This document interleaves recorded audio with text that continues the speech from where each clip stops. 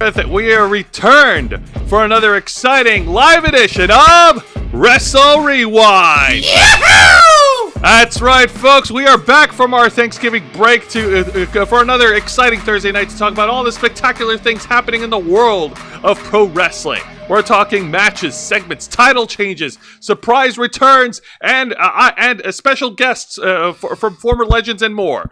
I'm Jose Casabona, your host. I'm also the host, the founder, executive producer, and content manager of The Ravens Flock. And on behalf of all of us on this channel, we appreciate you tuning in tonight. And joining behind the camera is the host of the Black Files, my tag partner for Wrestle Wrewind, the man who puts in the hours behind all the videos on this channel every single week. He's been compared to Elvis Costello, but I believe that my tag partner here has a much more cynical sense of humor.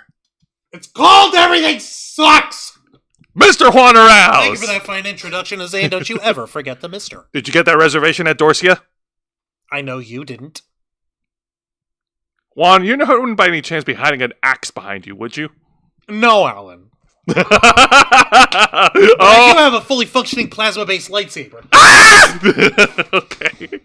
And folks, much like all our other shows, we are simulcasting on YouTube and Kick. Hit the subscribe or the follow button on the bottom right corner of your screen. Click the bell icon to enable notifications. Leave your questions and comments below. We'll answer as many as we can. And if you wish to go above and beyond to support the Ravens Flock, then you can become an Inner Flocker. For $4.99 a month, you'll have access to all the perks that comes with our membership. Juan, tell them. Well, for all the Inner Flockers we've got in our chat, and I know we have plenty, go ahead and show off those lovely membership badges and custom emojis, letting everyone know that you're here to help rescue the Ravens Flock from the clutch of late-stage capitalism to become full-time streamers. Since 2013, we've been working hard and staying strong, making your voice our mission. The only thing standing in our way is the fact that we have to work 9-to-5 jobs just to keep the lights on. However, there's a way to resolve all that, and it just requires what you guys have been giving us this whole time, which is your continuing support. Just spread the word of the Ravens Flock. Let everybody know the good work that we've been doing here. Let everyone know that they should be subscribed to us over here, and let them know that if they're not, they're horrible people. And the more subscribers we get, the more Inner Flockers we convert out of them, and before you know it, we'll be completely financially independent thanks to you fine folks. With your help, we can and will succeed. You also get access to first members only content, a special discount to our merch store, link in the description below, and you also get access to us, the Ravens Flock, your favorite motley crew of nerds, here to make your voice our mission by providing us your thoughts, your input, your feedback, and your ideas to better shape the future of this channel to suit your tastes and needs. Hey, up in the chat, we've got Mr. Quake and Nikki Bill over here. We appreciate you guys being here. Thank you so much for that. But Jose, why don't you tell the fine folks at home, pray tell, exactly what is it that we do here on Wrestle Rewind? Well, here on Wrestle Rewind, we review 3 of the most exciting pro wrestling programs in North America today. That is WWE's NXT, AEW Dynamite, and TNA Impact. Now, before I get into it, just to address the chat, our Thanksgiving was fantastic. We had a wonderful feast last Thursday, and it was very scrumptious. And I've certainly gained a few pounds from all that Thanksgiving food. Y'all know what we're talking about. And we also had an incredible encore on Saturday. Had a Friendsgiving, if you will, and shared our Thanksgiving leftovers with all our wonderful people in this channel. You know, by which he means that we shared it with us with the Flockers here, and we got our grub on. And these guys had the nerve to go ahead and throw me a surprise birthday party as well, because they knew that my birthday was coming up this past Monday. Yay! And we weren't gonna be able to celebrate me properly over here. So also, Up Genie Rick is in the chat. Up Genie Rick, welcome to Wrestle Rewind. Hey, you're not complaining, are you? You got 3 cakes. Listen, for the record, I wasn't trying to get that many cakes, damn it. That's not how this works, okay? Calm down. I'm not greedy like that. No, now relax. I'm not. Okay. That was just like fucking, like, okay, you guys picked out 2 smaller ice cream cakes, and because the regular size one that we would have normally gotten was gone, and it wasn't available. No, it's okay. I know and you're then not you a brought a third one, and then you also brought like mousse-styled like cheesecake, and I was like, come on, man, what the hell? Cake galore! And no, it's okay. We know you got your unbirthday flavor of glitch, so I know where your ceiling of greed ends. It's a good thing that you mentioned that, because my unbirthday cake flavored glitch energy is right there, and thankfully Once again, we folks that we at the Ravens Flock are proud to be partnered up with our friends here at Glitch Energy. Glitch Energy specially formulated smart energy blend keeps you running strong all day long with zero sugar, zero carbs, 0 calories, 0 lag, and 0 crash.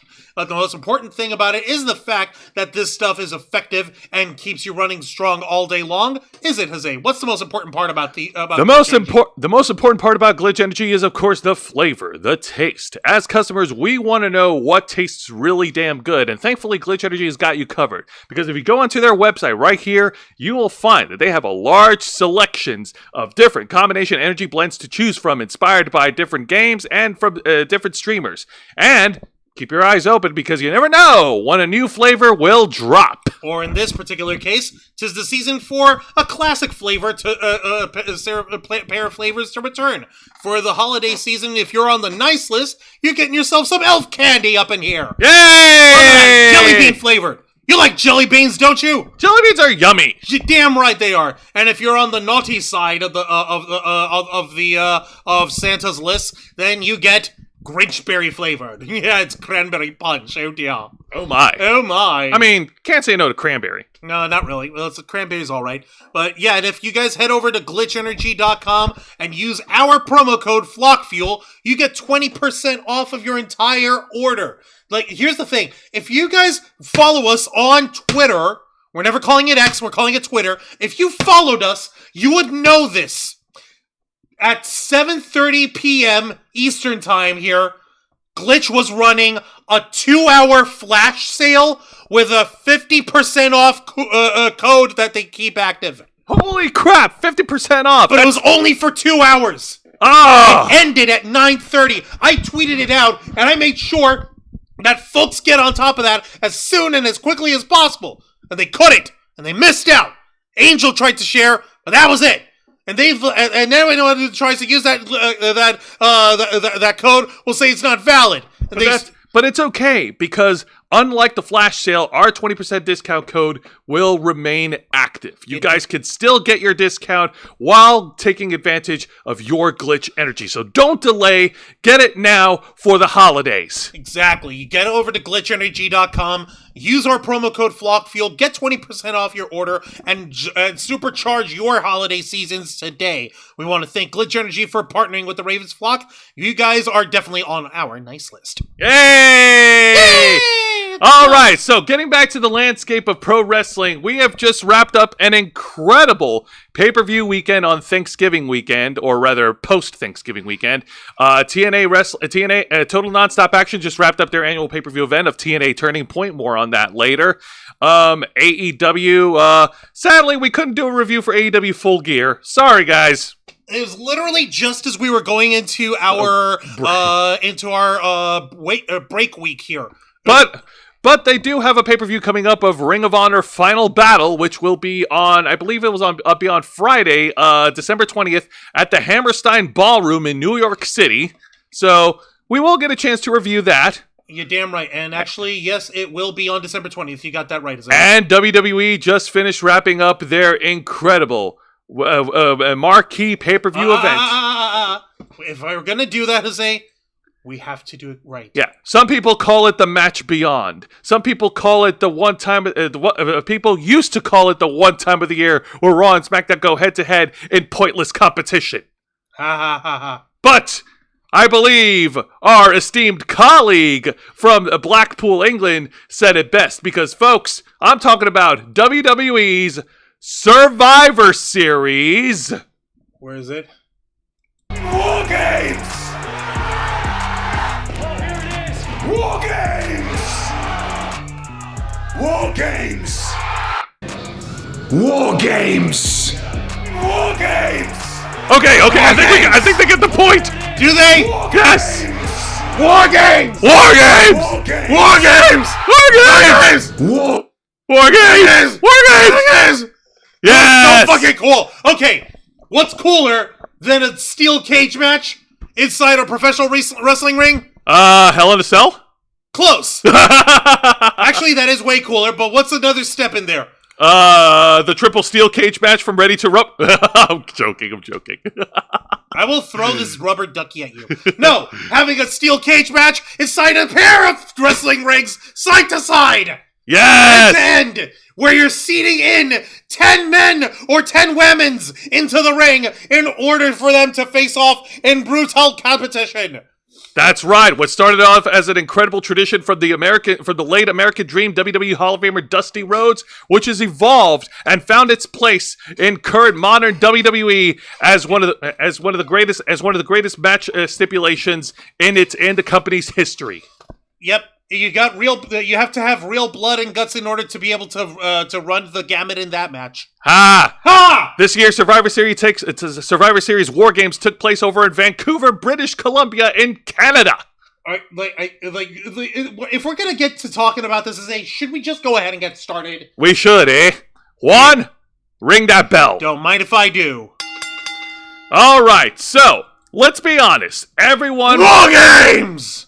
It's all about war games. It's all about the team versus team battle inside two connected rings surrounded by a steel cage. And me and Juan, we're going to discuss the main event of this year's Survivor Series match. And this one is blood for blood.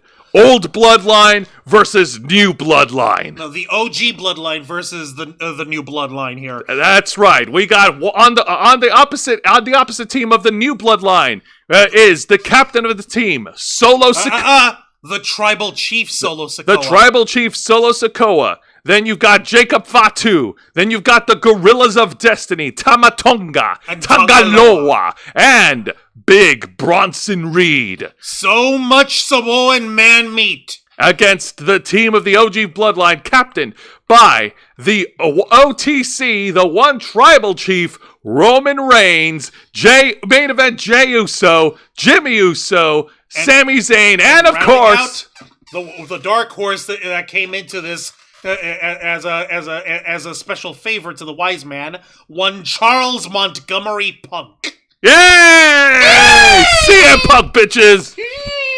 That's right. CM Punk is the fifth wild card in the team in Roman Reigns' team, and he's doing this as a favor for a favor with Paul Heyman. Now, this is crazy because the OG bloodline, they all gelled together without any problem. The only person that had any issue with any of this shit was Roman Reigns having an issue with CM Punk. There was also another little bit of details over here where we're gonna cover that as we continue with the main event, right? Yeah, of course. I was trying to say here, Jose, that in the entrance of the actual match itself, you saw that the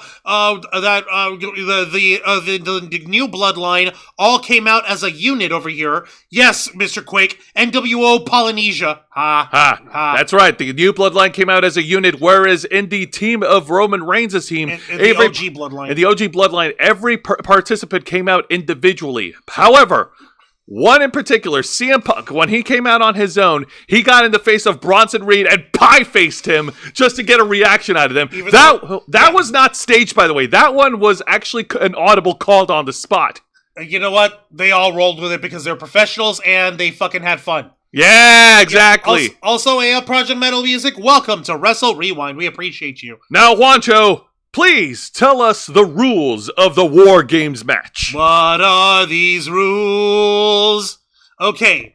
2 teams will be contained in separate cages with 1 member of each team starting the match. After 5 minutes, a member from the advantaged team will be released to enter the match. After a 3-minute period, alternating members from each team will enter the match until all competitors are inside the cage. Once all competitors have entered, War Games officially begins. The only way to win this match is by pinfall or submission. And what they don't tell you in this in the official rules here is that if for any reason you escape the cage, your team forfeits the match. Oh! Aside from these simple rules, it's anything goes.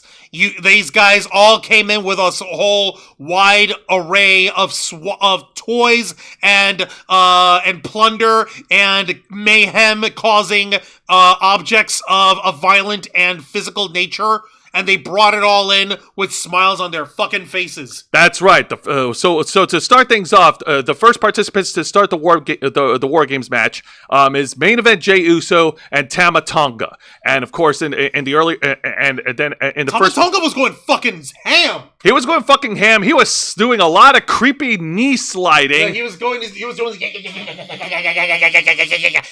that shit all up in Jey Uso's face, like. Yeah, this motherfucker's crazy! Obviously, of course, Tama Tonga is playing mind games in the first 5 minutes of the match against main event Jey Uso, but main event Jey Uso would not be deterred by the man who can only speak in one language. Exactly. Now, and then after the 5 minutes, Tonga Loa stepped into the ring, or was it Tama Loa or was it Jimmy Uso? I'm trying to remember. Who was the advantaged team, Jose? Oh, no.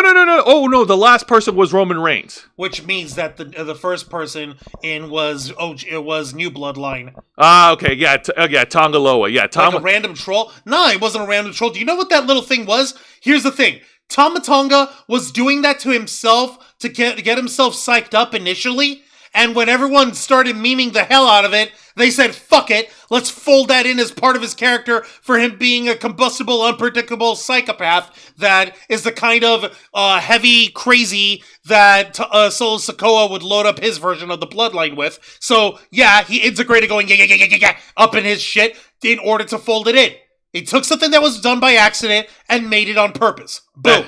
That's how you work it. So, hey, Vicente Guerrero, welcome to Wrestle Wrewind. We appreciate you being here. So after 5 minutes, Tonga Loa joins the ring, and it's a 2-on-1 disadvantage against Jey Uso. And then after 3 minutes, Jimmy Uso comes in to level the playing field. It's the Usos versus the Gorillas of Destiny. And we saw some classic tag team action from the Usos, the double uppercuts, the super kicks, and many more. And it was amazing. The fans loved it because the Usos reunited against the New Bloodline. But then, after the 3-minute interval, in comes big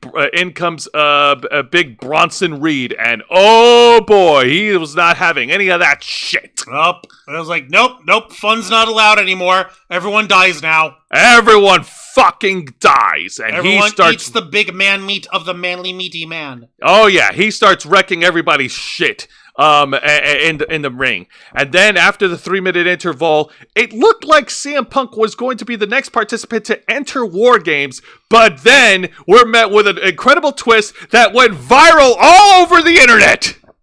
Basically, Punk was ready to roll in, and Roman blocked him and basically said, like, no, Sammy, you go.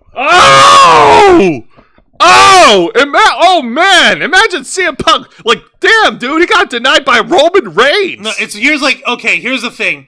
Roman doesn't like or trust Punk.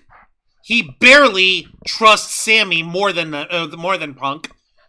And because the fact of the matter is, Punk really wasn't trying to do anything big. He was just going in to try to, go in, kick ass, and help win the match. He's not in there with loyalty to Roman Reigns or anything crazy like that. No, but of course that rubbed Roman the wrong way, which is why he sent in Sami Uso. Yeah, Sami Zayn. And then Sami Uso. Yeah, I know. And then of course this leads to our amazing meme photo. Well, it might as well be a meme that will live on in infamy. Like, I send it to you. Yeah, no, but here's the thing. After the ginger Muslim Canadian man of doom and destiny jumped in, Solo Sikoa sent in his own wise man, if you would. He sent in Jacob Fatu. Oh yeah, Jacob Fatu destroyed everyone. And it was nuts the entire time. It was murder. He committed murder. He was murderizing on fucking Sammy. He took Jay apart. He took Jimmy apart, and it looked like the Bloodline was gonna need some help from their OTC over here. But instead, they get the best in the world. Yeah! Oh my God! CM Punk snubbed Roman Reigns and snubbed him in order to actually go out as the fourth man. Wait, where's that picture I sent you? This was the picture. No, I sent you another one. You didn't send me another one. Check your messenger. Jose, you didn't send me anything else. Yes, I did. What other photo are you talking about? Hang on a minute. I cannot believe you don't have it. No, you didn't send me anything. See?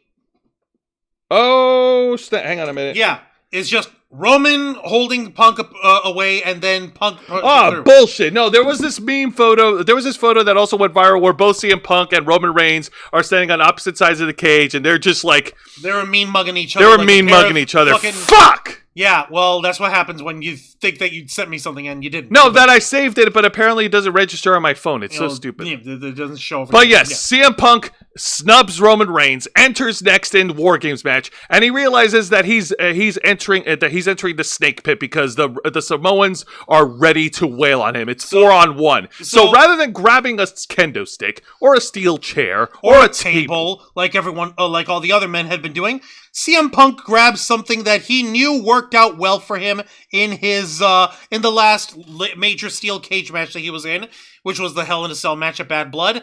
He grabbed a toolbox. He grabs a red toolbox and starts wailing. Metal toolbox that he used on Drew McIntyre, and he starts wailing on all the members of the new bloodline. And CM Punk hits that high knee onto Jacob Fatu, and then hits that bulldog and planting Fatu's head onto the freaking toolbox in the middle. And it looked like Punk's got this one, but Jacob Fatu was not phased. No, Jacob no-sold that, and he went fucking ham. And even that caught CM Punk by surprise. Exactly, it was fucking insane, and it was like, what? This motherfucker ain't right.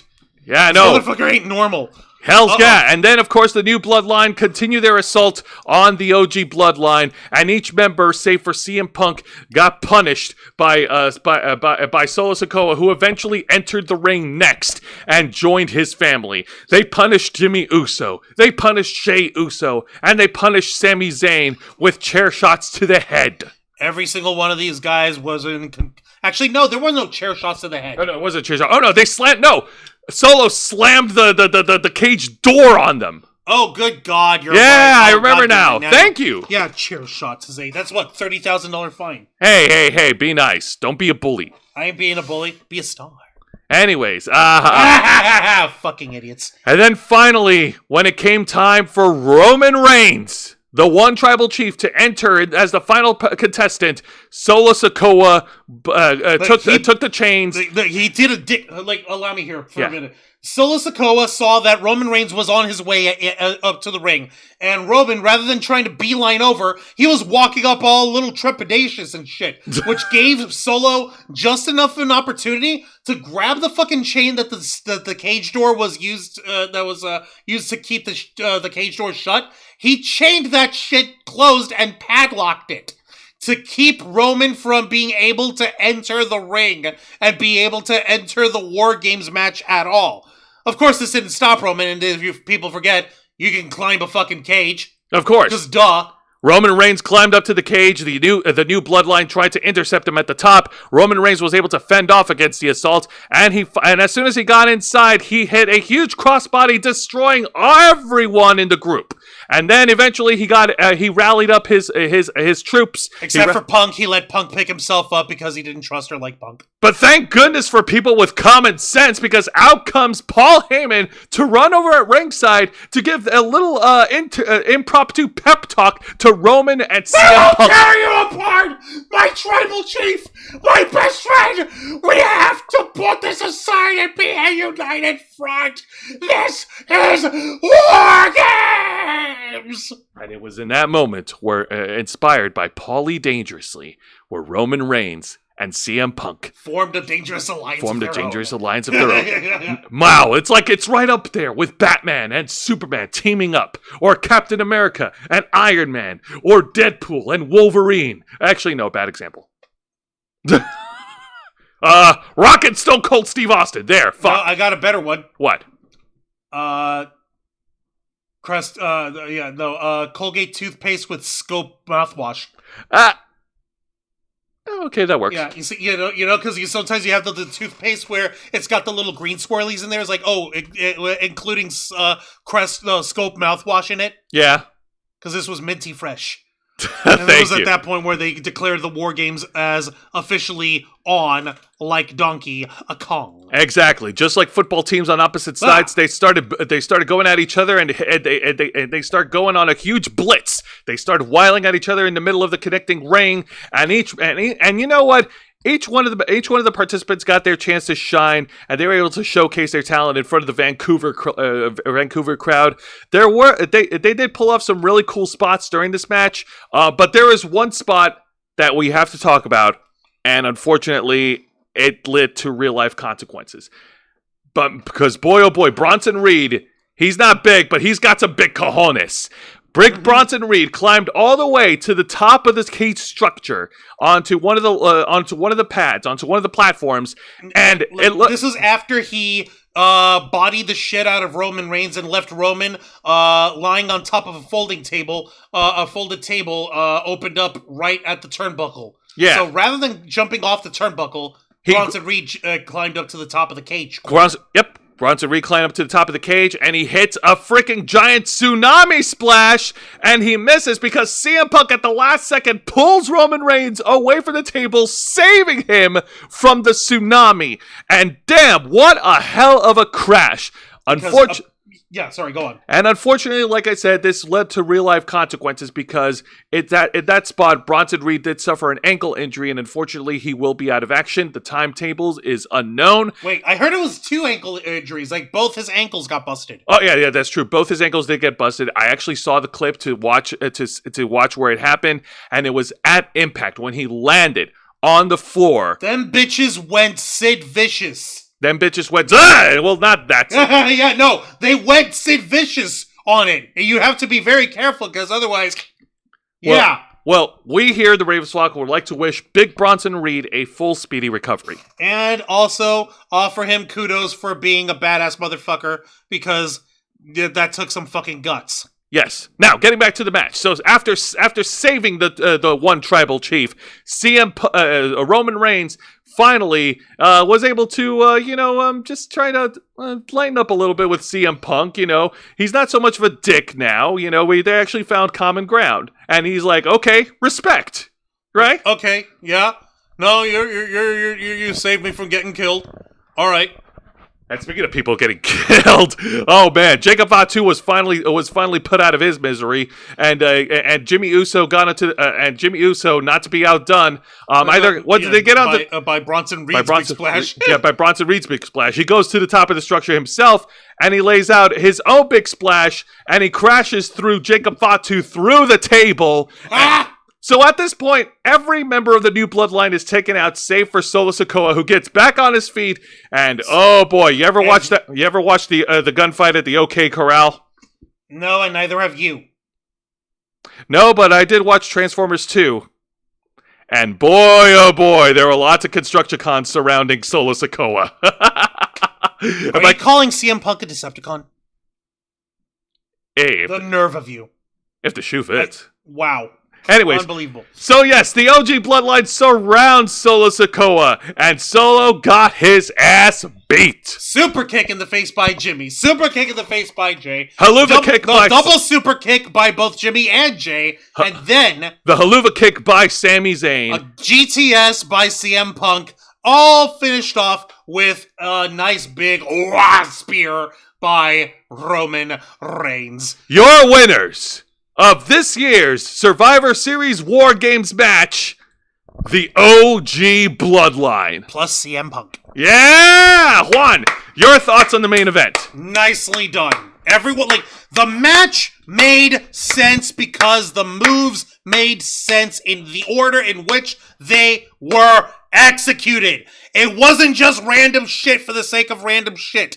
They did shit that mattered. They did shit that they made look important. Vicente Guerrero in the chat is over here saying, Punk should have brought out some unopened cans of Pepsi and beat up on everyone. That would have been fun. That would have been fucking hilarious, but you know what? That'd be a terrible waste of Pepsi. That would be. I don't know. Stone Cold doesn't have a problem wasting beer. Timothy Shanae looks like cause of The Rock. What the hell? I don't know what that means, Mr. Quake. I don't know. Yeah. But yeah, let's see. Yeah, Wolverine and Deadpool sort of makes sense since they're both Canadian. Yeah. What was the name of the group they were both in? Oh yeah. Well, who? The Wolverine and Deadpool. They were both in like that Canadian Task Force X or something. Whatever. Not a Task Force X. I think. Okay. Yeah. Yeah. Surprised Bronson fucked up his ankles and not his back. Get well soon, Bronson. No. Yeah. No. Like truthfully, no. I'm honestly glad that Bronson Reed is alive and in one piece. And it's tough to bust your back when you're diving forward in a body splash. But truthfully, yeah, no, he did a good job at that, and he deserves his kudos for it. Now, here's the thing, Guancho. I actually want to double back. Punk Scream! God damn it, Starscream! Thank you. I actually want to double back about what you said about everything making sense, because lately, like, I've been watching other reviews from other people online about this War Games match, and people have criticized... Like Brian Zane from Wrestling with Regret. And Wrestle Talk. And support Wrestle Talk. And they've called this out by being very predictable, very formulaic, and what to expect in the WWE War Games match, because everything has a specific formula. There's team members that go in, they each bring in weapons, and then they do these spots, and it's like the common criticism is that, like I said, it's becoming predictable and formulaic. Okay, to which I counter. You say formulaic, I say logical. Whereas if you want to have the blood and guts version of it in AEW, they could say, oh, it's cool and unpredictable. I say illogical and ill thought out. Because these guys will do a bunch of shitload moves that were not necessary for either their offense or their defense, and doesn't make a lick of sense in the terms of telling the match story, or telling the story in the match. And yeah, I want the matches to have logic to it. So you want to say that it's a fucking formulaic? Fine, you can call it formulaic. I call it fucking logical. I call it like you can follow it even if you're not big on pro wrestling. Let's see over here. Also, Carisi Randall, someone made her way in the chat. Hey up, Carisi. Welcome to Wrestle Rewind. We appreciate you being here. Hey, GT Spear, huh? I think the only thing I could say that Blood and Guts has the edge over the WWE War Games is just the fact that they could get away with more shit because they're not under a TV PG format. Right. Yeah. Well, that's the only edge they have. And they abuse the hell out of that edge like nobody's business, which is why Adam Copeland isn't on TV. But that's a different story for another time. Ouch, Juan. Yeah, You're talking there. All right. Anyways, now we only have one honorable mention to bring to this program because there's a whole lot to talk about. And the one honorable mention goes to the Women's Survivor Series War Games match, which was the first match of the pay-per-view, which was a lot of fun. It was very much a fun time to be had.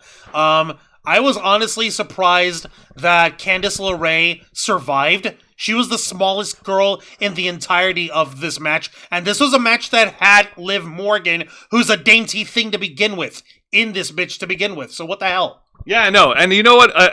A big shout out to both Io Sky and Tiffany Stratton, because I think these two shined the most out of this whole War Games match. These two were these two had this little competition of anything you could do, I could do better, like one-upsmanship. It was so cool.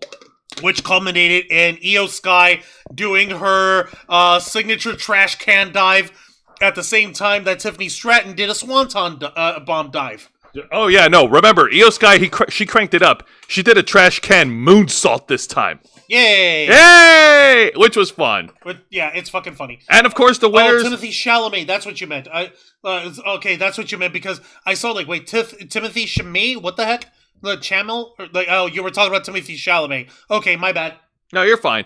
And of course, the winners of that War Games match was, of course, Team Rhea Ripley. Yeah, which was the team of Rhea Ripley, Bianca Belair, Bayley, Io Sky, and Naomi. And if I'm not mistaken, Bayley came in as a last-minute replacement because Jade Cargill was accosted and attacked, and she was left battered and beaten, and having been thrown into a windshield. Oh no! No, dear me! How dare! How dare they? I don't know. It's over here. Yeah, also. Also, Finn Balor is in our chat. Hey up, Finn Balor. Oh, snap! Finn Balor! The nerve of you, Finn! The leader of the Judgment Day! And the nerve of this man costing Damian Priest the World Heavyweight Championship match. Son of a bitch! How dare! Son of a bitch! Yeah, how dare you, Cliz up in the we're up in here with Bullet Club. Yeah! How dare you, Finn Balor? You smarmy, bearded little fuck! How dare you? Curses, etc. Overall, the entire Survivor Series War Games pay-per-view was fun to watch. It was amazing to see Gunther retaining the World Heavyweight title, Braun Breaker retaining the Intercontinental title in a fun triple threat match, and, well, yeah, another thing to mention, Sheamus was also out on injury himself because of cracked ribs. Wait, cracked ribs? He was in the match with Braun Breaker and Ludwig Kaiser. Yeah, Ludwig Kaiser. What did Kaiser crack his ribs with the fucking kendo stick? Is that what happened? Maybe it's one too many spears from Braun Breaker. Yeah, I know. That boy ain't right. And of course, we crowned a new WWE United States champion in the form of the artist Shinsuke Nakamura, aka ain't one of Angel's favorite wrestlers. Yeah, also, Shinsuke's gone weird and evil and creepy, and I don't know what's wrong, and I think he needs counseling. Yeah, probably. Anyway, so that was that. We're going to go ahead and move on to this week's edition of WWE NXT. This is the go-home show before their pay-per-view event, NXT Deadline, which is this Saturday, December 7th, over in Minneapolis, Minnesota. Also, for the record, Mr. Quake, we know that that's very likely not the real Finn Balor, but just keep the kayfabe there, brother. Don't kill kayfabe up in here. Yeah, man, you don't want him to sick his goons on you. Yeah, exactly. Listen, I don't have enough apples to throw at Carlito to distract him. All right? I don't have a large enough box to put JD McDonough in to display him as the Funko Pop doll he is. Or needles in the face. Yeah, weird acupuncture stuff. Yeah, you think I forgot about that shit? I don't want to share my chicken tenders with Dominic Mysterio. And as far as Liv Morgan goes, the less I say about how I would try to repel or incapacitate Liv Morgan, the better off I'll be, because I do not want to go on a sexual predator's watch list. And don't forget Raquel Gonzalez. She'll beat your ass before you get the chance. No, I know that because apparently Raquel Rodriguez. Yeah, sorry, Raquel Rodriguez is apparently dating Braun Strowman, and I don't want none of that smoke. All right, I don't want none of that. I choose life. There we go. You make the right choice, Juan. All right, so let's get into this week's edition of WWE NXT. Everything, all the matches that we're going to talk about is basically to set everything up for Deadline. We kick things off. Hang on. Something happened with the camera. It looks like the camera froze, but... Oh, no. No, give me a second. Let me try to fix it over here. Yeah, bear with us. Look at that goofy face he had on. There you go. Okay. So, we start things off with a last chance fatal four-way match. Whoever wins will be entered as the fifth participant for the Iron Survivor Challenge at Deadline. And we have Ren Sinclair versus Jada Parker versus Kalani Jordan versus Cora Jade. Okay, fatal four-way ladies match. The winner goes on to Deadline. Let's see what goes on. Vicente, by the way, saying Juancho could sort of hold off Liv Morgan, but hey, they should sell you some weed. Here's the thing. I've got some, and I'm not sharing, okay? All right? Sorry, Liv. You want some? You're going to have to pay me some mule bra so I can get it for you later. All right? In the meantime, no touchy. Not allowed. I have a prescription for that stuff, all right, and a permit, and a thing, paperwork. Anyways, this is some really good Fatal 4-Way action to start things off, to get the crowd fired up, and all four of the participants had a chance to shine. Kalani Jordan was able to use her gymnastics and aerial and agility to overwhelm Jada Parker and Cora Jade. And of course, Jada Parker was able to regain control of the match. She had a really cool spot where she did that corner sitting down where she just plants her ass onto her opponents who's propped up in the turnbuckle. You know what I'm talking about, right? Yeah, it's not like a jumping his sit out or some shit like that. But she did that to Kalani Jordan and to Red Sinclair. Ow! Ow, hell. Ow, indeed. And when we got back from commercial break, we got some more Fatal 4-Way spots. We got a quadruple or triple or whatever of all four of them locking in sleeper holds on each other because, yeah, we need that. So that was fun.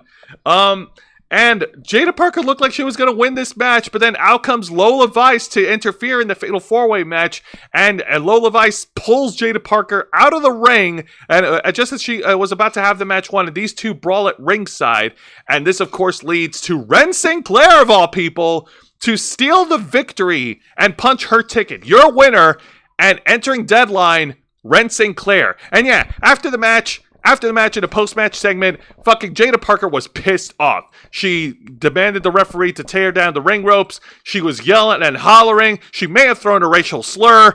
And she was challenging Lola Vice to an NXT Underground match right there, right here, right now. That's shit. Wait, what the hell? Hold on, she ordered the referees to take down the ring ropes? Yes. She's like, no, fuck this shit. I'm not dealing with it. I want a fucking NXT Underground match, and I want it now.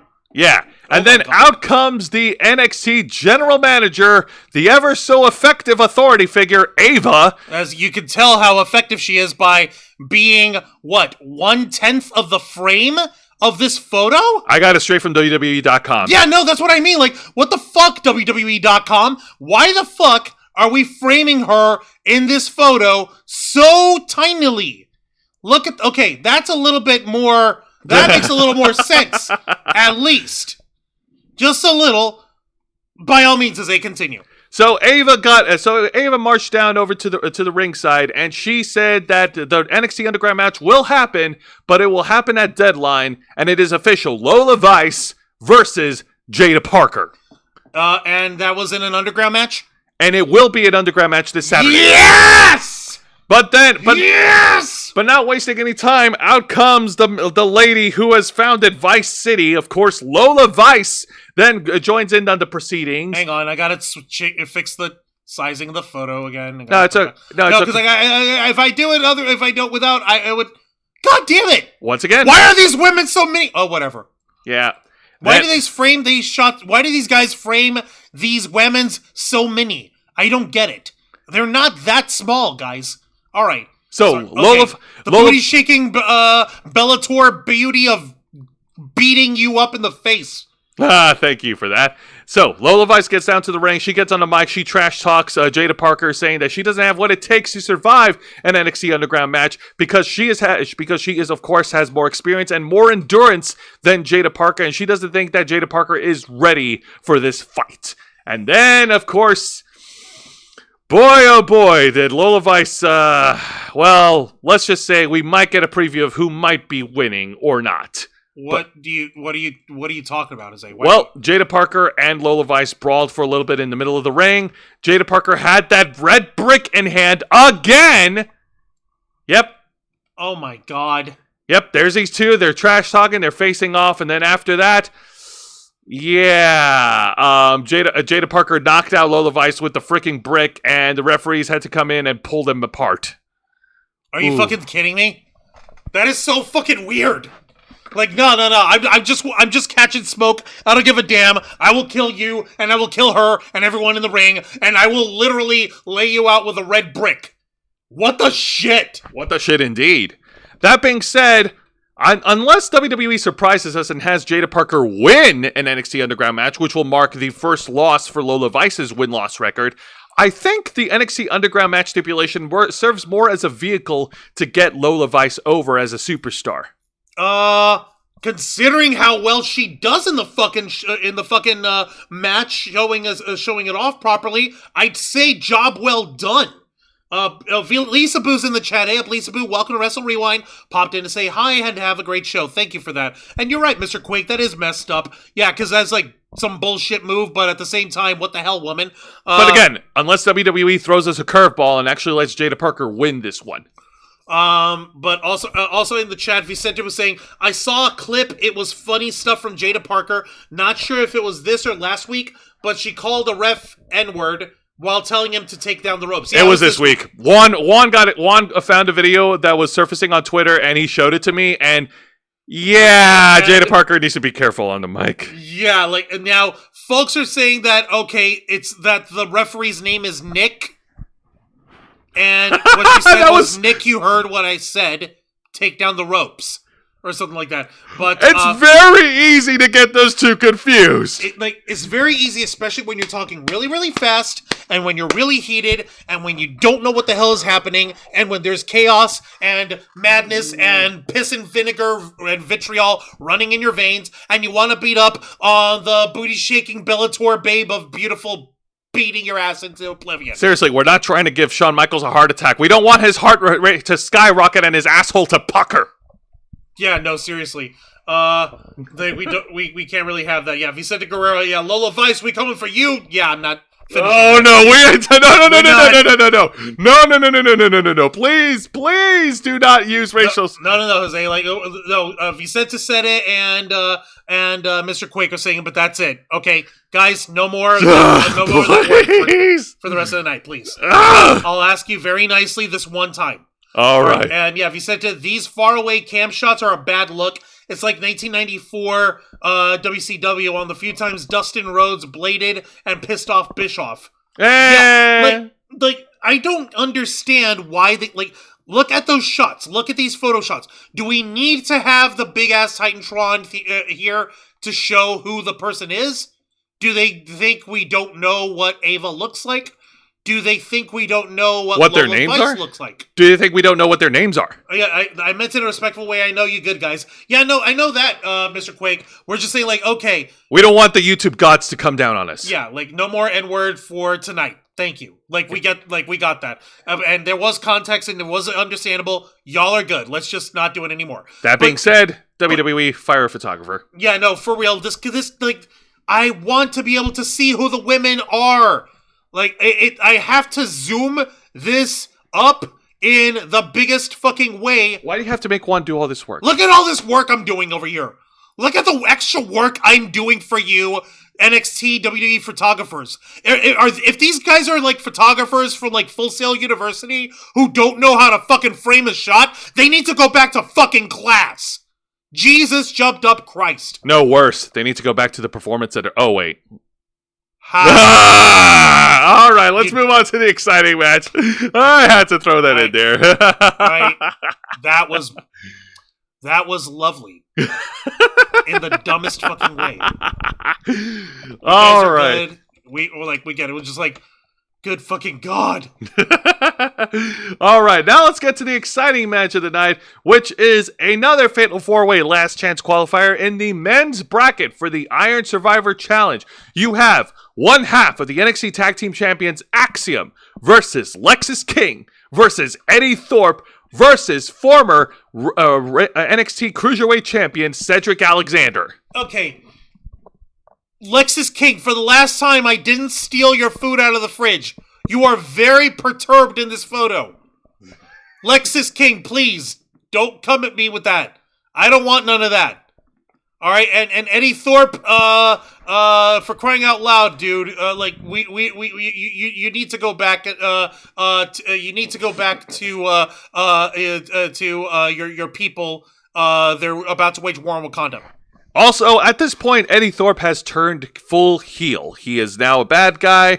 He apparently got into an altercation back with Shawn Michaels, which was shown on NXT last week. Which, for the record, it wasn't actually Eddie Thorpe being a heel himself. He was having a shouting argument with Ava while Ava's door was open, and in the background, two other guys were fucking arguing, and they shoved the door into into Ava's face and knocked her flat on her back. And Shawn Michaels and everyone was blaming Eddie Thorpe. So in actuality, it wasn't actually Eddie Thorpe's fault, but he doesn't look like he's trying to, clear his name or anything. Nope. So what the fuck? What the fuck indeed? He's just being a jerk. So he's just owning the fact that Ava got knocked down and it's not his fault. No, that's just dumb. That's just dumb. No, that's just fucking dumb. No, don't be dumb. But that being said, despite that dumb, weird turn of Eddie Thorpe, this was still a fun Fatal 4-Way match. There was a lot of cool moments that happened during this match. Let's see here. Lexis King did a really cool spot where he did an O'Connell roll over from the corner onto Axiom, and at the same time, while he has Axiom planted on the ground, he did a Northern Lights suplex and did like a double pin on both Eddie Thorpe and Axiom in the middle of the ring, which I thought that was really awesome. Thought that was really athletic. Let's see here. Axiom was, and then afterwards, Eddie Thorpe was able to recover, and he had a series of strikes against his opponents. He had a running big boot. Running big boot onto Lexis King and onto Axiom, so he got a chance to shine.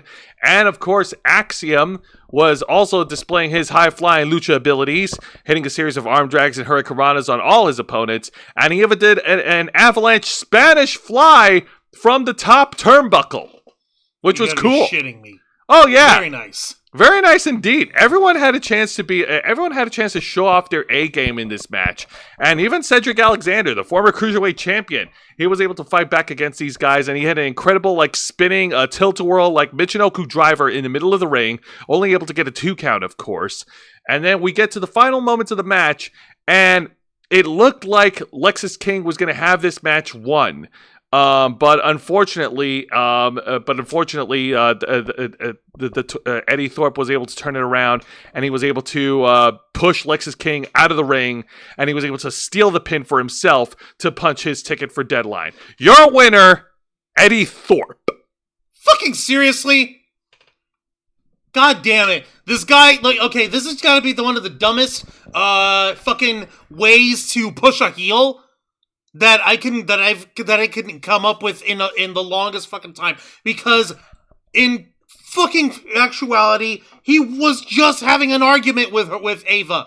There wasn't any I'm gonna fucking smash her face in or whatever the fuck. What the fuck? Well, regardless, now Eddie Thorpe joins Ethan Page, Wesley, Javon Evans, and I forgot who the other participant is that's in the Irish Survivor Challenge. But regardless, he joins the other 4 participants, and they will be brawling it out this Saturday in Minneapolis. God damn it. God damn it, indeed. And now let's get over to the exciting segment, and I gotta be honest with you, I wasn't expecting this guy to show up in NXT of all places, but here... Yeah, no, seriously. Of all people... The WWE Hall of Famer, the man who pioneered WCW in the Monday Night Wars when he went head-to-head against WWF. The only, Eric Bischoff. Serious fucking Lee. I wish we could make this shit up. Coming to you straight from Cody, Wyoming. Seriously, do you have any idea what it takes to get this guy away from his fishing over in his fucking cabin that he lives in now? Also has motorcycles. Yeah, seriously, do you have any idea what kind of stupid money you had to pay him for him to leave his house? Oh my God, that's right. Eric Bischoff showed up, and it got an outstanding ovation from the Performance Center crowd in Orlando, Florida, with the fans chanting NWO. And Eric Bischoff wasted no time in putting himself over on how revolutionary he was during the Monday Night War era in the 90s. Right? Yeah. As people were actually fucking saying that, Bischoff is just fluffing himself, he's his own biggest fan. Newsflash, people, he kind of earned it.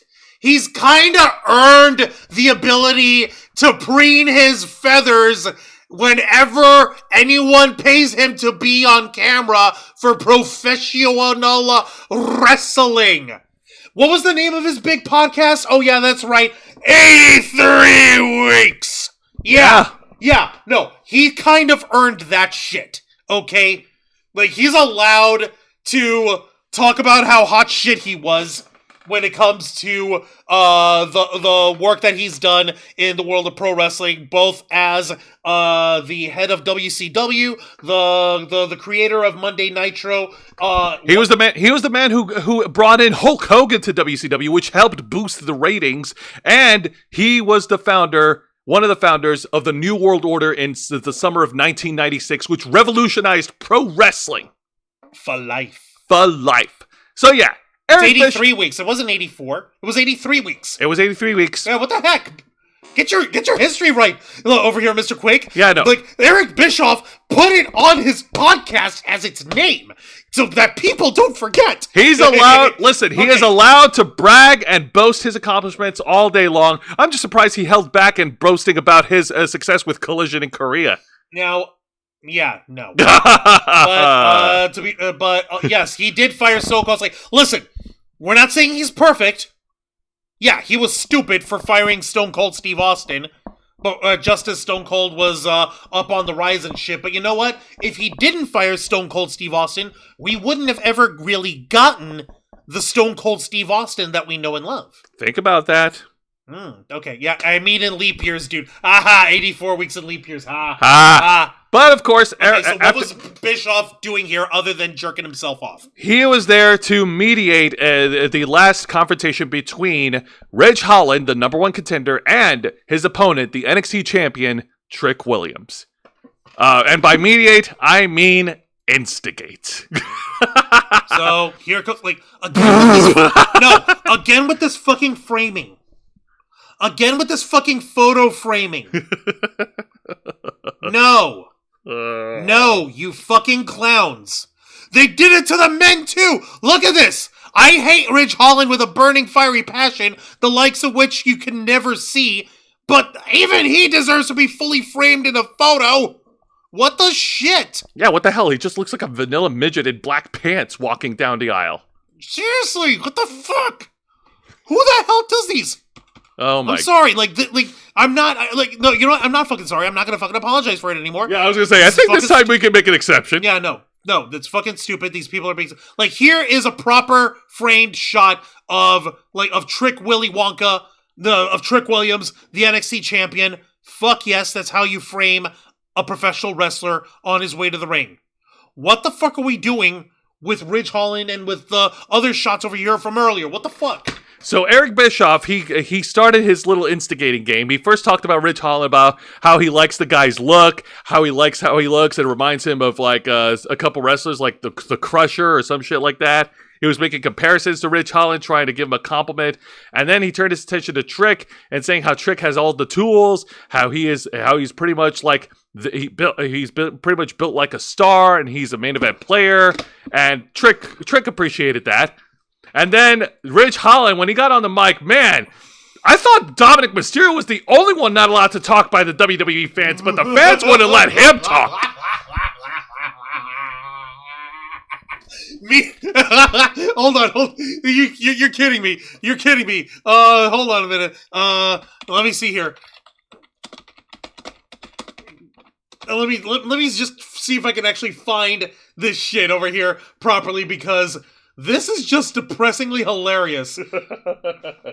Hold on. So you mean to tell me that they were giving, what's-his-face? They were giving Ridge Holland the Dominic Mysterio treatment here for not being allowed to fucking, say anything? That's right. He got nuclear heat from that. He got some serious nuclear heat. Nobody wanted him to talk at all. They were raining boos on this guy.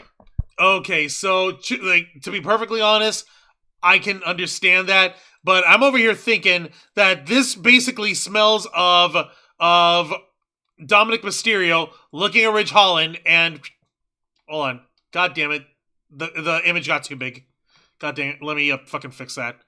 No, you're fine. I was about to deliver a fucking funny ass meme. No, we can still share it. I'm still gonna share it, but yeah, it's like, god dang it, it killed the delivery. So basically, Ridge Holland was given the first time from Dominic here. First time, yeah. So Ridge Holland gets on the mic. He first trash talks to Eric Bischoff, saying like, "I don't care what anybody says. I don't care what Eric Bischoff says." You know, trying to relive his glory days, calling him a has-been and all that shit, and trashing his podcast and trashing Bischoff's podcast. Asshole. Yeah, no. The nerve. He made it. Yeah, no. He made it very clear in his little heel promo that he's coming after Trick Williams, and he's going to expose Trick Williams for being soft. Trick, of course, had his own retort, calling Ridge Holland vanilla and boring. I mean, he would go further and call him a midget, but that just wouldn't be correct. No, I mean, look at the size of this guy. He's a fucking mountain. Yeah, no. And then he also delivered an incredible line where he's saying, man, let me get this straight. You destroyed all of Chase U so you could come and chase me? He said that. Really, Trick Willie? Yeah. Oh! Oh, fucking hell. Like, seriously, like, what was the point of that, dude? Oh. Why not just go after Trick Willy Wonka? Why not go after, what's-her-face, Lash Legend, if you really want to take down Trick Willy Wonka? For a guy who's hell-bent and determined to try and take on the NXT champion, he went about it in the most back-assward way possible. But that being said, well, what do I know? Trick Williams taking exception to Ridge Holland calling him soft. He then showed him what soft really is, and these two brawled it out in the middle of the ring. Thankfully, Eric Bischoff was far away from any collateral damage that would befall upon them. Yeah, no, like, I know where this is going. I've been enough of these to know where this was going. And speaking of collateral damage, Trick Williams got the upper hand of the exchange and hit the rampage onto Trick Williams onto the announce table. Look at him. Ridge Holland is so vanilla and boring, he couldn't even shatter the table. The nerve! Unbelievable. God damn it, Holland. You had one job to do. You're supposed to... I am the table! I am the table! Oh my god. How did it not break? No, I was about to try to come up with something more clever, but no, Jose, you were right. Ridge Holland is such a vanilla loser that he can't even make the table break. Wait, hang on a minute. Juan killed the New Day. Juan didn't kill the New Day. When did I kill the New Day? Juan, How dare you? Did you kill the New Day? No. Do I look like? Were you in the years of Xavier Woods and Kofi Kingston? No. Do I look like I would feed that shit to either of them? No. New Day rocks. New Day rocks. I wanted to see them trombone and bootios all up and down forever, Bill. Yeah. I think your hatred with Ridge Holland may have caused a butterfly effect because it bleed out. I plead the fifth. You cannot, under the Fifth Amendment, compel me to testify in any manner that is self-incriminating. You may not do that. So I plead the fifth. That's 1, 2, 3, 4, fifth. Yeah, but fifth. But technically, you didn't say you're not guilty. Fifth. Anyways, great segment all around. Eric Bischoff is awesome. I don't care what the people say about it. Let's go ahead and move on to the match of the night. And this one is kind of sad to talk about. So let's get into it. This is a one-on-one match on the show, which featured Carmen Petrovic versus Nikita Lyons. Two incredible martial artists going head-to-head. Okay, how is this meh? You're gonna have to work extra hard to convince me that this is meh. Fucking explain yourself, Jose. For a couple of reasons. First of all, this was another loss for Nikita Lyons, who just got back from injury and who's on a warpath as a heel, number one. And number two, she's just lumped into like very lackluster storylines. She just wrapped up her little story with Adriana Rizzo that went nowhere, and now she's interjected into this crazy like love angle between Carmen Petrovic and Ashante the Adonis. Excuse me? Yeah. No. What? Why? No, fucking why? Because apparently Ashante the Adonis is trying to be a player. He's trying to woo both Carmen and Nikita Lyons with his gestures, you know, with presenting roses and shit, and you know, just being a playa dog. And Carmen wasn't having none of that shit. So both these ladies fight it out. They had a pretty good martial arts exchange, exchanging roundhouse kicks and dodges, which is awesome to watch. I loved it. Okay. Yeah, no, it was pretty fun. What's his face? Nikita Lyons got the better half of the exchange. Of course, she hit an incredible roundhouse kick, knocking down Carmen Petrovic, or what? I don't know why people say Petrovic. Yeah. Anyways, Yeah, she knocks down Carmen Petrovic. She gets the early advantage in this match, and it looks like she was going to win. Like these two go back and forth, and Nikita Lyons was pretty fucking like dominant. And then in the last seconds of this match, Ashante the Adonis came over to ringside, and he distracted Carmen for a little bit, and Nikita Lyons went running after Carmen, and Ashante pushes Carmen aside, like Ashante's at the ring apron. He pushes Carmen aside, who's inside the ring, and Nikita Lyons knocks out Ashante the Adonis off the ring apron, and he falls onto the floor. This was enough of a distraction for Carmen Petrovic to hit her spinning roundhouse kick to pin and win. Your winner, Carmen Petrovic. And then after the match, she got pissed off at Ashante the Adonis for getting involved in her business and just walked away from him. Okay. All right.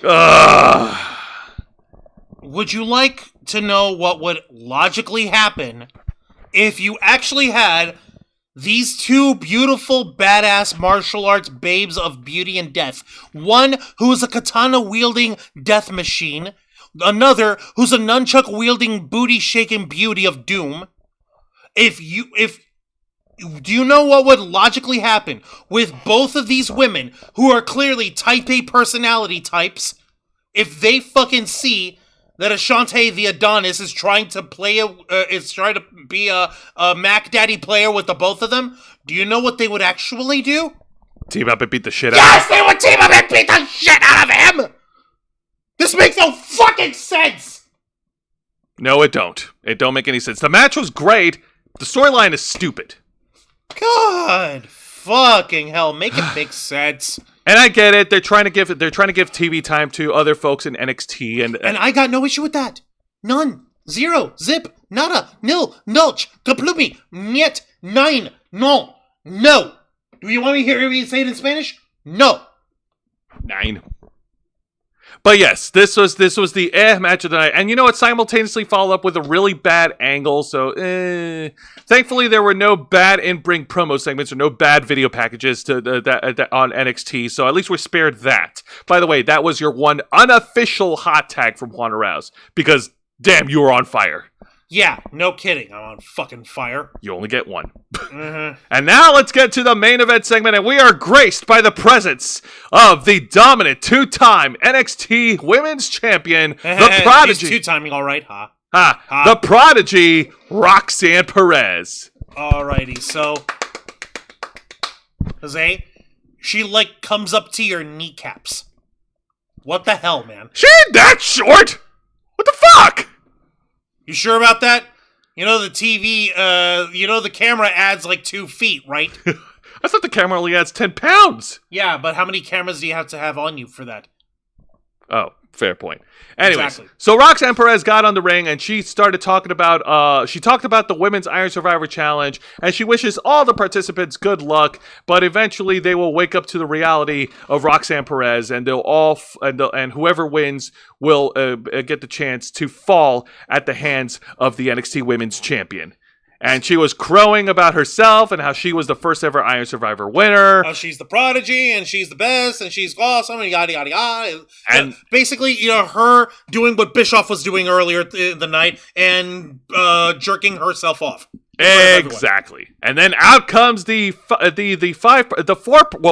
participants of the Iron Survivor Challenge. We got Soruka, Julia, Stephanie Vacker, and Zarya all squaring off in a Pier 6 brawl! Yay! Pier 6 brawl! Pier 6 brawl! Pier 6 brawl! Pier 6 brawl! Pier 6 brawl!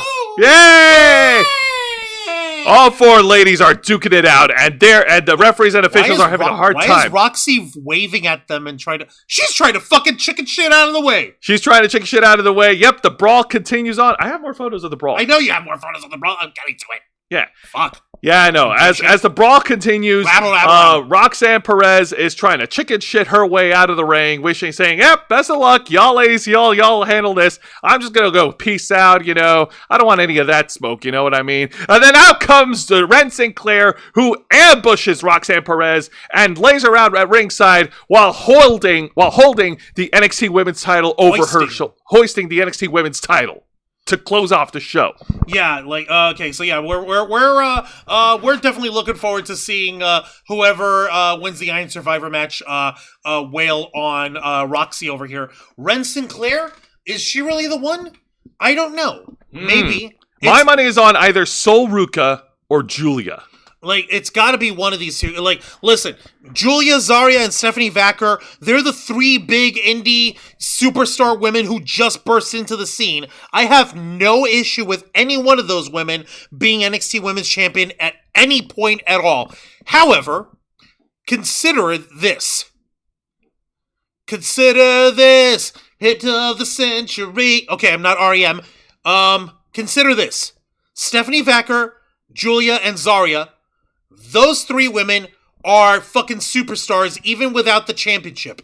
They don't necessarily need to be women's champion yet. Obviously, their time will come for each of them respectively. So, it will happen. It's just a matter of when and where. In the meantime, if this is meant to telegraph that Ren Sinclair is going to be winning the Iron Survivor match, I'm hoping that they show it in a logical way. I'm hoping that they do it in a way that doesn't make everyone else look weak. And what if it's Sol Ruka, the woman who was who came back from injury and who's trying to fight her way? There's another. Yeah, I didn't even consider Sol Ruka. You see what I fucking mean? If Sol Ruka is even a contender up in this shit, it's game over. Will it be Sol Ruka to ride the wave of success and head towards an NXT Women's title match against Roxanne Perez, or will it be any of these other women who will punch their ticket as the Iron Survivor? We will find out Saturday. You're damn right we will. Before we continue up in the chat, let's see here. I have a feeling that Sol Ruka will win. Nice Heel 101 book. Shanaris versus Coco. Vicente Guerrero, even Zelina Vega. Why are Latin guys so short? Don't you mean Latin girls? Yeah, no. Hey, I'm a Latin guy and I'm 6'5". I'm a Latin guy too and I'm 5'11". Ha! And? I'm over here I ain't nearly that short. Fuck, man. I know. No, but truthfully, I just want to make sure that whenever we get into Deadline, that once this match actually gets thrown down, that everybody is satisfied with how this is going to turn out. I don't know what'll happen, but I really hope that whatever it is, that it's going to be a blast. It's going to be great. But now let's shift gears and talk about this week's edition of AEW Dynamite. Like the fuse hit the boom, Dynamite! This week's AEW Dynamite takes place over in Fishers, Indiana. Is that even a real town name? Fishers, Indiana? Fishers? As in more than one person being a fisher? Hang on a minute. I'm going to ask Google. Yeah, where did AEW film this week's edition of Dynamite? Hang on, let me do it again because everyone talked at once. Where did AEW Dynamite take place this week? Or you could just look at the card that you gave here. Oh yeah, that's right. Hi! Oh yeah, Fishers, Indiana. Yeah, I was right. How is that a real place? I have no idea. Is that a real place? I know Indianapolis is a real place. Anyways, so this week's edition of AEW Dynamite takes place over in Fishers, Indiana, and we open things up with a match of the AEW Continental Classic, aka the C2, which is a 2-block round robins tournament with the AEW Continental Championship on the line and being defended at World's End. All right, so one of the first matches in the Blue League, you've got Shelton Benjamin, the gold standard, going up against Kyle Fletcher, Mr. I'm totally not Will Ospreay. Look at how not Will Ospreay I am. You see me how I'm not Will Ospreay? No, now you're just a generic Aussie caw. Ha. But anyway, so both Benjamin and Kyle Fletcher start off by taunting each other by sitting on the turnbuckles and doing their cross-legged things. You know, I can't do it here on camera, but you know what I'm talking about, right? I don't.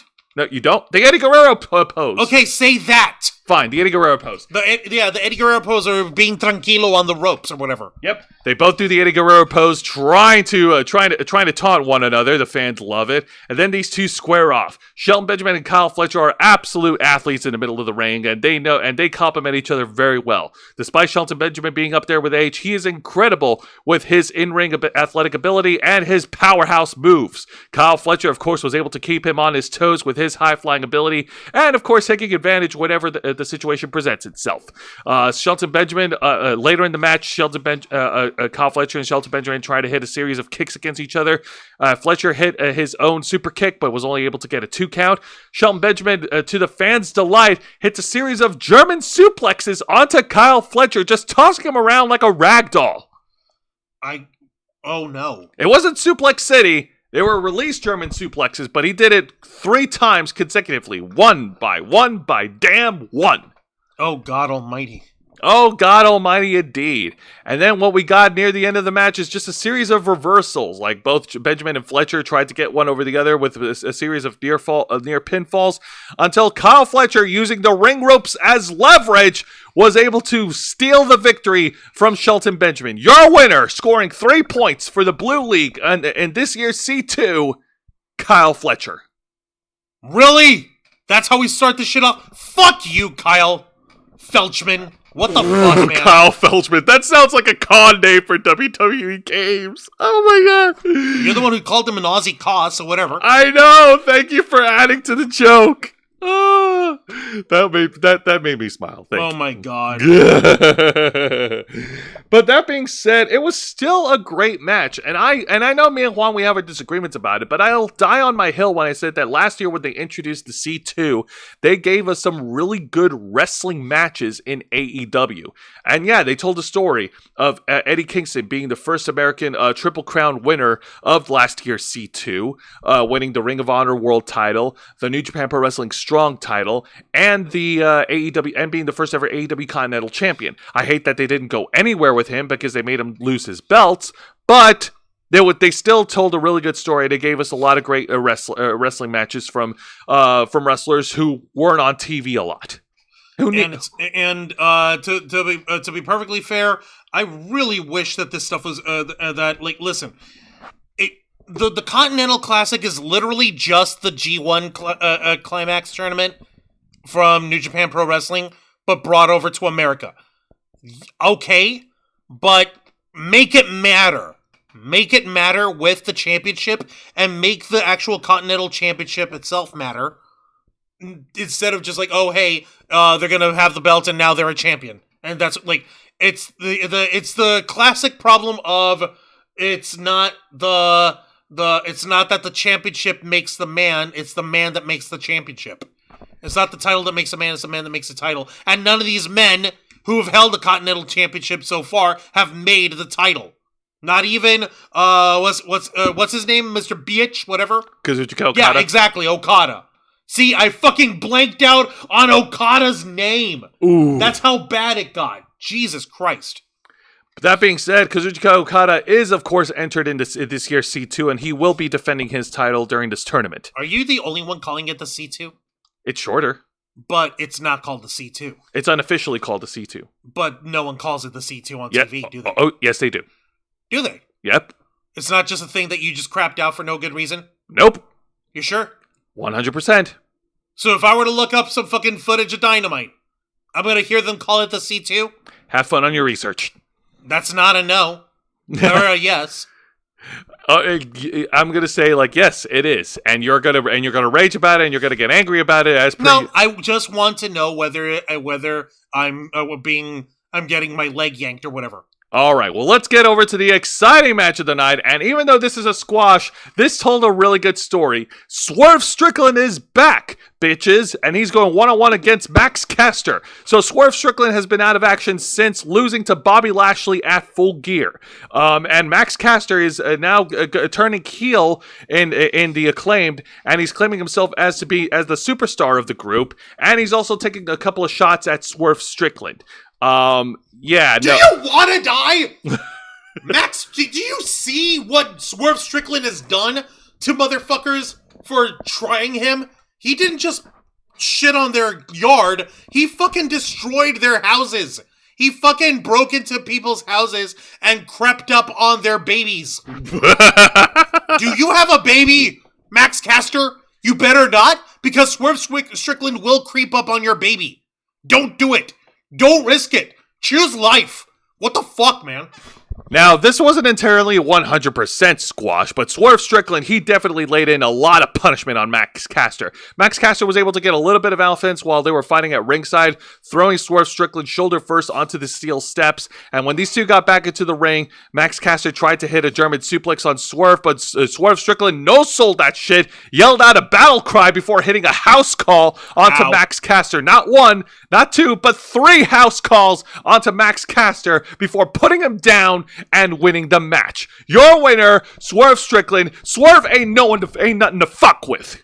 And listen, we love the Acclaimed, but what the fuck is Max Caster trying here?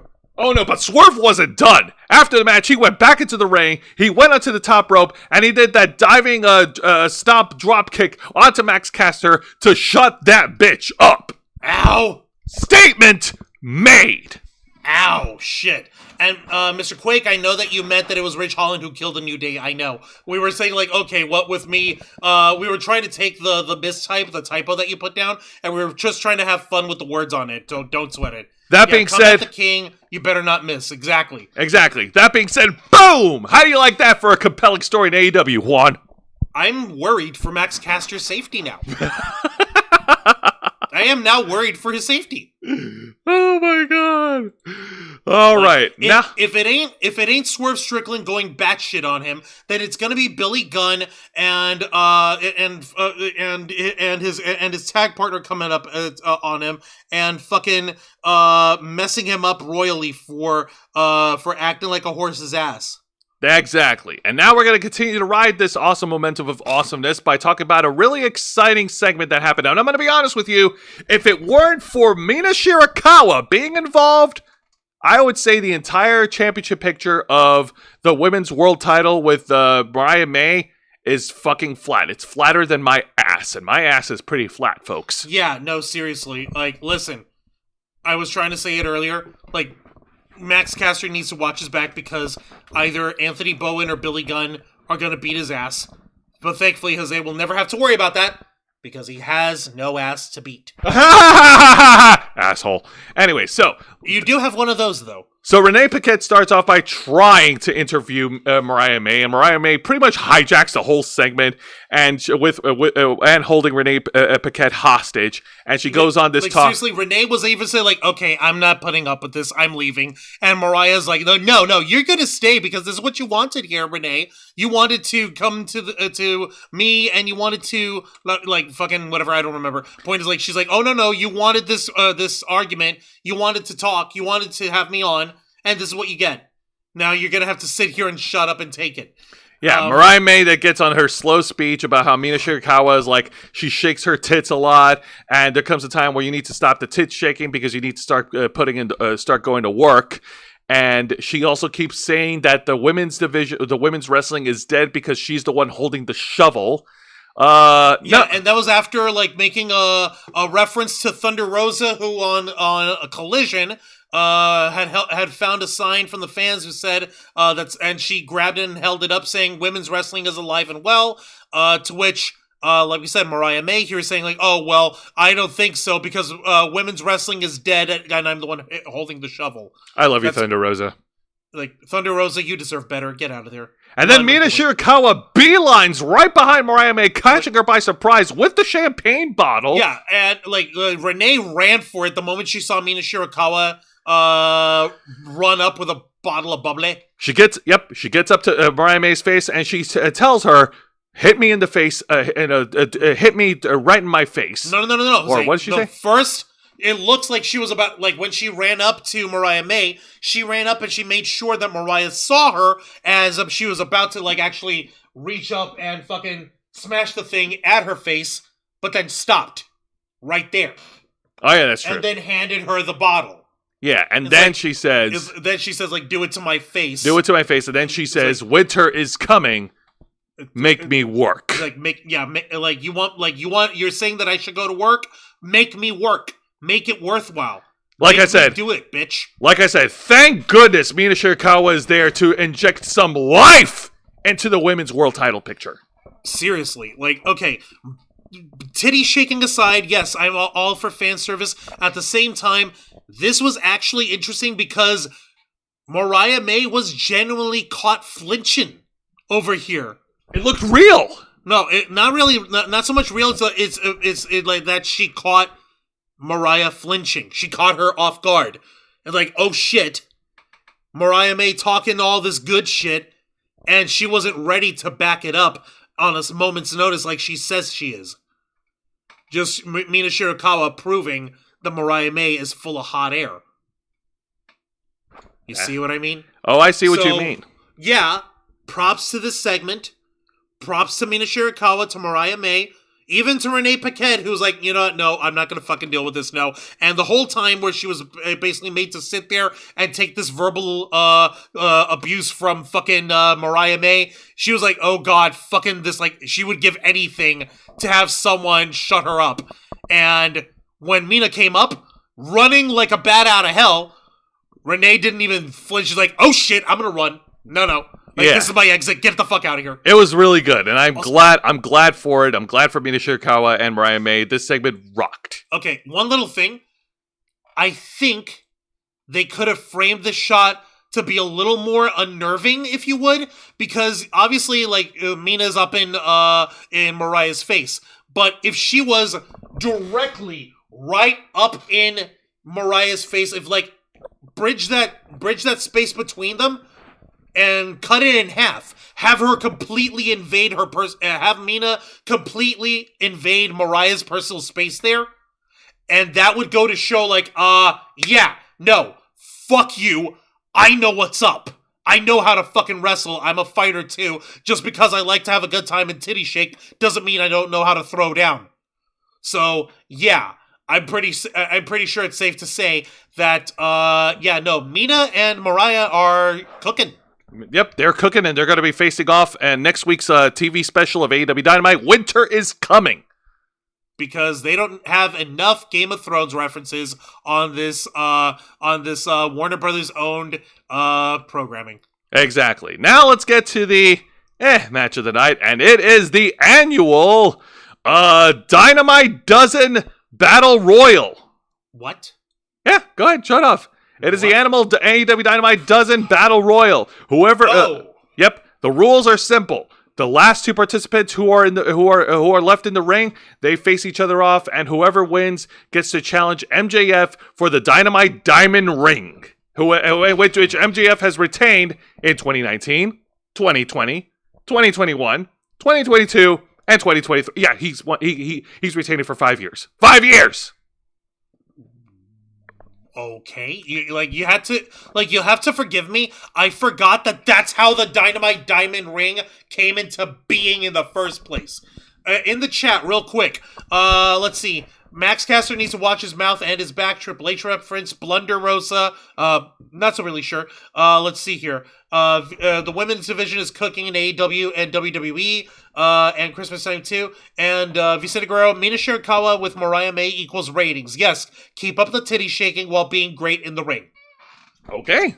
Yeah, get it how you live. Now here's the thing. Yeah. Now here's the thing. This year's Battle Royal was very predictable because of who is in the Battle Royal and the current storyline involving MJF.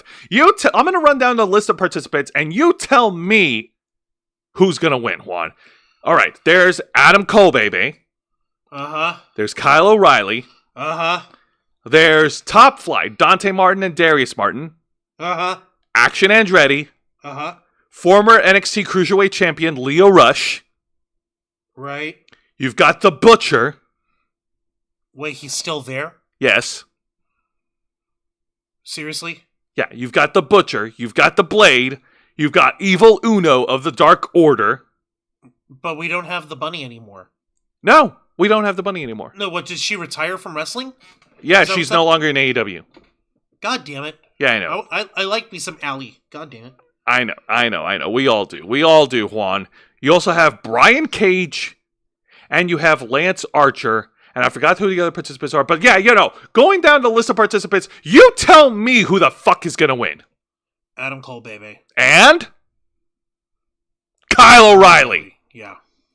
Yeah, no. But predictable. But it was still a standard battle royal. I mean, it wasn't entirely bad. When it got interesting, when we got down to the last four with Cage, Archer, O'Reilly, and Adam Cole, two big guys against two smaller guys, haha. And yeah, no, like I said, it was an okay battle royal as compared to the past battle royals for the Dynamite Dozen or whatever the fuck. And in the end, Adam Cole and Kyle O'Reilly are the last two. They will be facing off, and Winter is coming next week. And whoever wins gets to challenge MJF for the Dynamite Diamond Ring. Assuming MJF gives enough of a shit to show up. Yeah. And then in a post-match promo, MJF over at a bar talks trash about Adam Cole and how Adam Cole deludes himself of being a good guy when he was truly the villain the entire time, and how he was ready to turn on MJF last year before World's End, and how Adam Cole's turning on MJF caused a ripple effect in AEW. How he's responsible for Roderick Strong's arm getting hurt and how he's sidelined with injury. How it's also caused a ripple effect of how Jon Moxley is the AEW World Champion and he is ruling AEW with an iron fist. Wait, how is Moxley his fault? I don't know, because Adam Cole caused the butterfly effect. What? Oh God, he's just reaching. Okay, Maxwell, my boy. I know you're trying. You're doing your dead level best, and for that, I commend you and congratulate you. But motherfucker, you do not owe this fucking coked out sexless dweeb loser that you work for, this idiot Money Mark, you don't owe him your creative input to this much of a degree where you're trying to fill in the potholes of his shitty booking. You don't owe him that. At all. Pinky boy. Oh, but don't worry, Juan. Strap yourself in, because we got a brand new segment that's being introduced on AEW Dynamite. No, we don't. Oh, yes, we do. No, we don't. Yes, we do. We really don't. Yep, and you know what it's called? No. It's called the New York Minute with your Ring of Honor World Champion, Chris Jericho. No.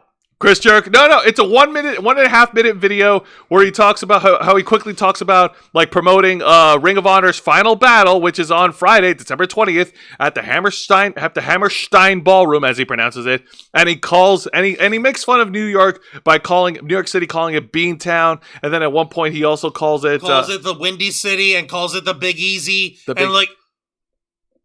What? Yeah. Are you kidding me?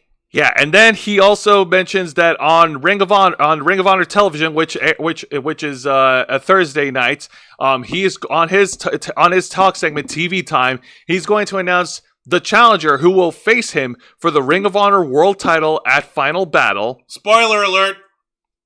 We already fucking know who it is, but go on. Yeah, I know. Well, actually, we'll say it right now. The number one, the man who will challenge Chris Jericho for the Ring of Honor World Title is none other than always ready Matt Cardona. Okay. You asked for this as a hot tag for one. Get out of my fucking way. Get out of my way.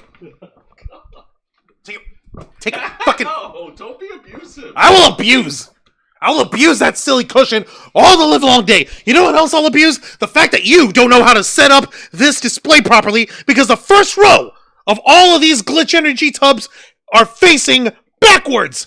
They want to see what flavor it is. They don't need to see the supplement facts until they buy it. What the fuck, Jose? Learn how to set up displays. You used to work in retail. You can't tell me you don't know how to do this shit. Learn and do better, you bald hobo fuckbag. Hi there, folks. Juan Arouse here, one of the heads of the Ravens flock, the tech guru of the team, host of the Black Files, and Jose's tag team partner here for Wrestle Rewind. Okay, you've got enough of my piss and vinegar and vitriol, Jose, for being incompetent in setting up a display. for our partners at Glitch Energy. Our partners at Glitch do not pay us to display this merchandise incorrectly. Talk about Jericho already. I'm going to. And really, all this is actually, and I'm going to say this as unironically as possible, because for once, I'm not really pissed at Jericho in this. I'm not really annoyed with Chris Jericho using the wrong nicknames for New York City, my hometown, the place that birthed me, the place that birthed Jose, much to my chagrin. I am pissed off, not even at Matt Cardona, for participating in this stuff. Because why would he sully his good name involving himself in anything that has this old fuck's vacuum of relevance surrounding him? I'm not calling it the Jericho Vortex. I'm calling it a fucking vacuum of relevance. That's all he is. Because he suctions it out. I'm actually pissed off at Tony Khan in this.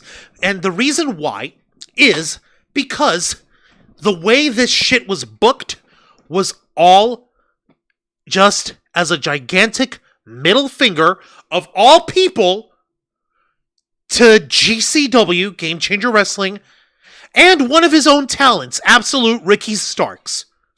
Let me give you guys a little bit of story time and a little bit of context here. About a week or so ago, right? Yes. During Thanksgiving week, am I right, Jose? Correct. GCW was at the Hammerstein Ballroom, right?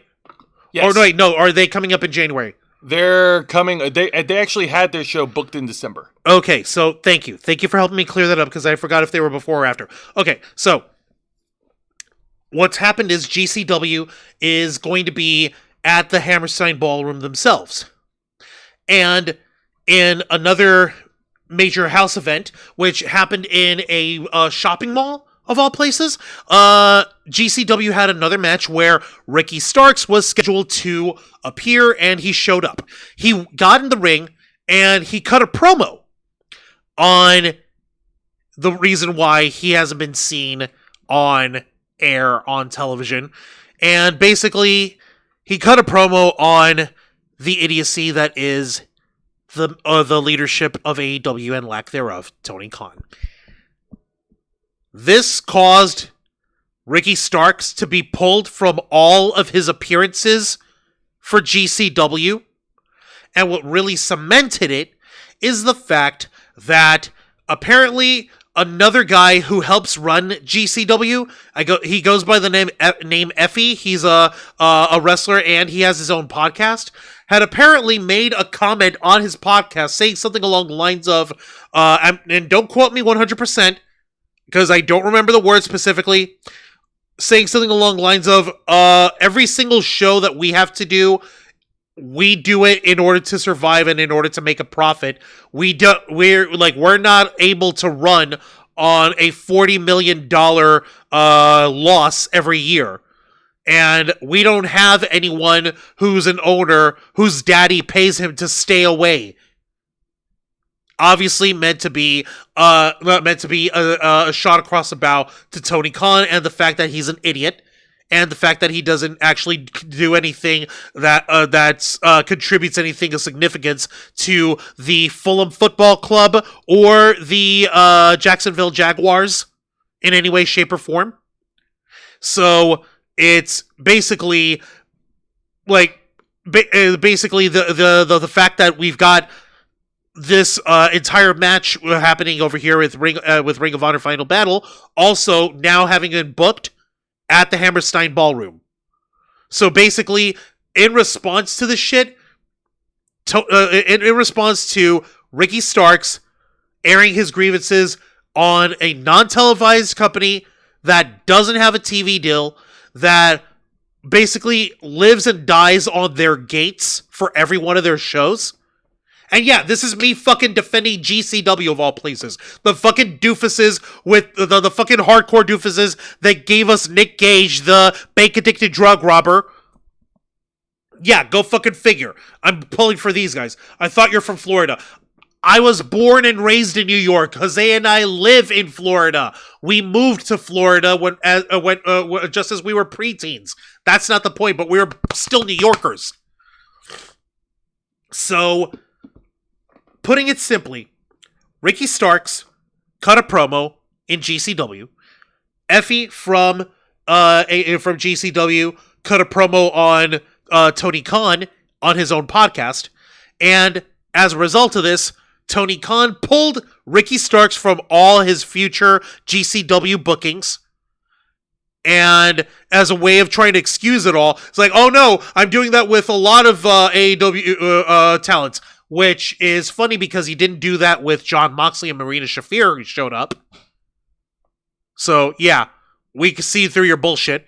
And immediately with the Hammerstein Ballroom getting booked for GCW, which in their price range of operation is a big upgrade, Tony Khan books the Hammerstein Ballroom, and he books it for Ring of Honor Final Battle and 2 tapings, one of AEW Dynamite and one of Collision, right?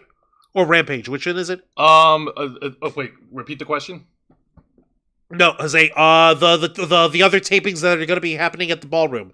Yeah, it's good. There's going to be Collision and AEW Dynamite on 34th Street. Thank you. Yeah, thank you very much. Because Christmas.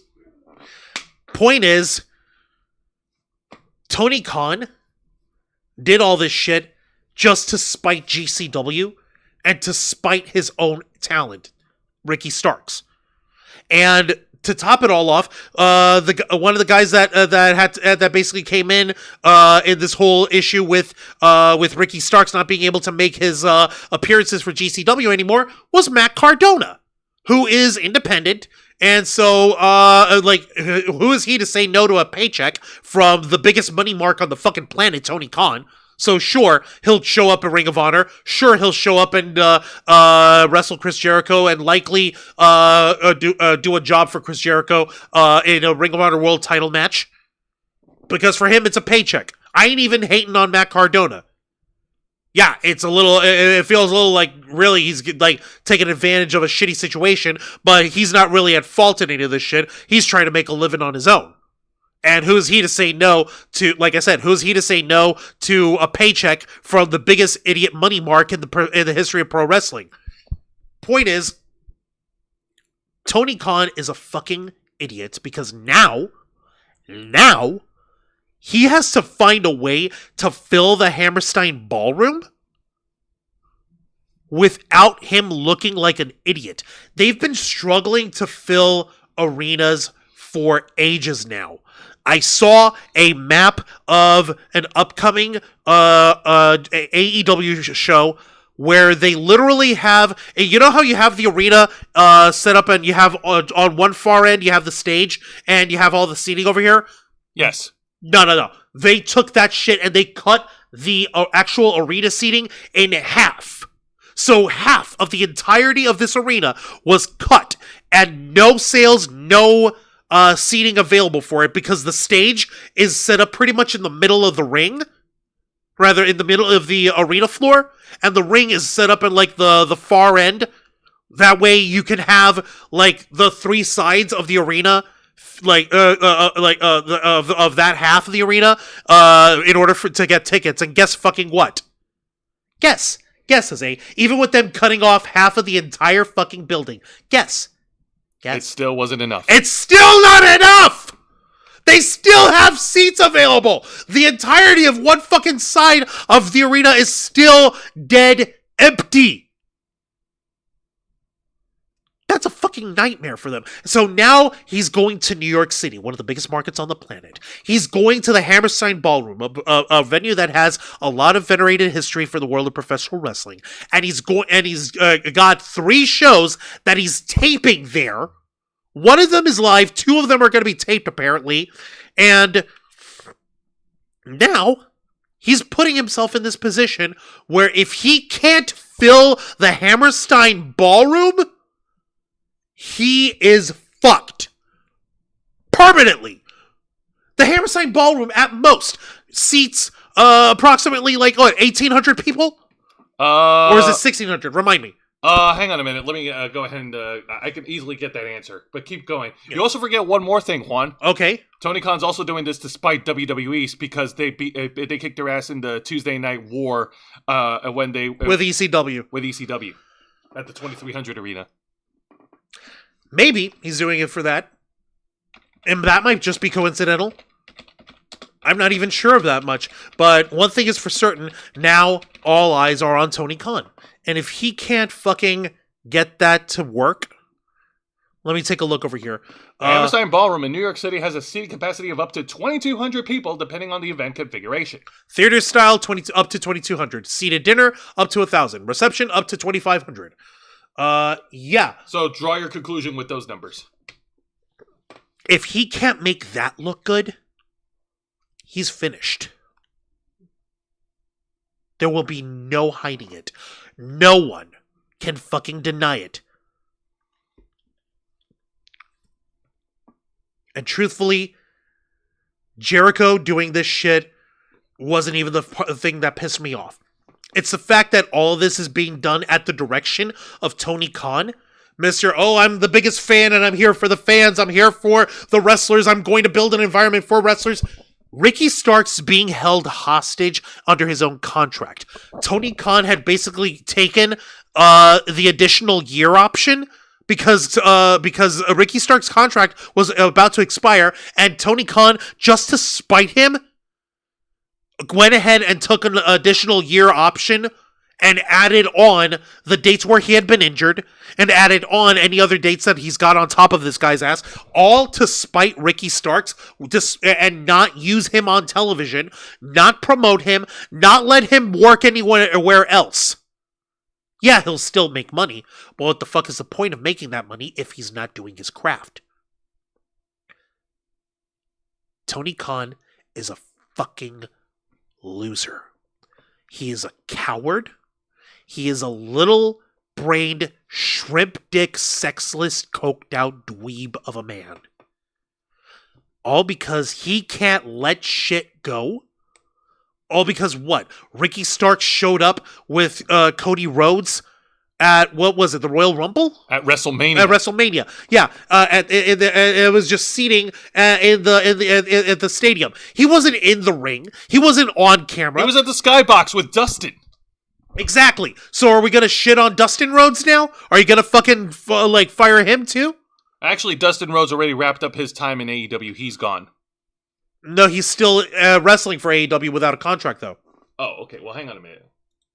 You keep going. You keep going. The point is, Tony Khan's being a petty little bitch and taking it out on his talent.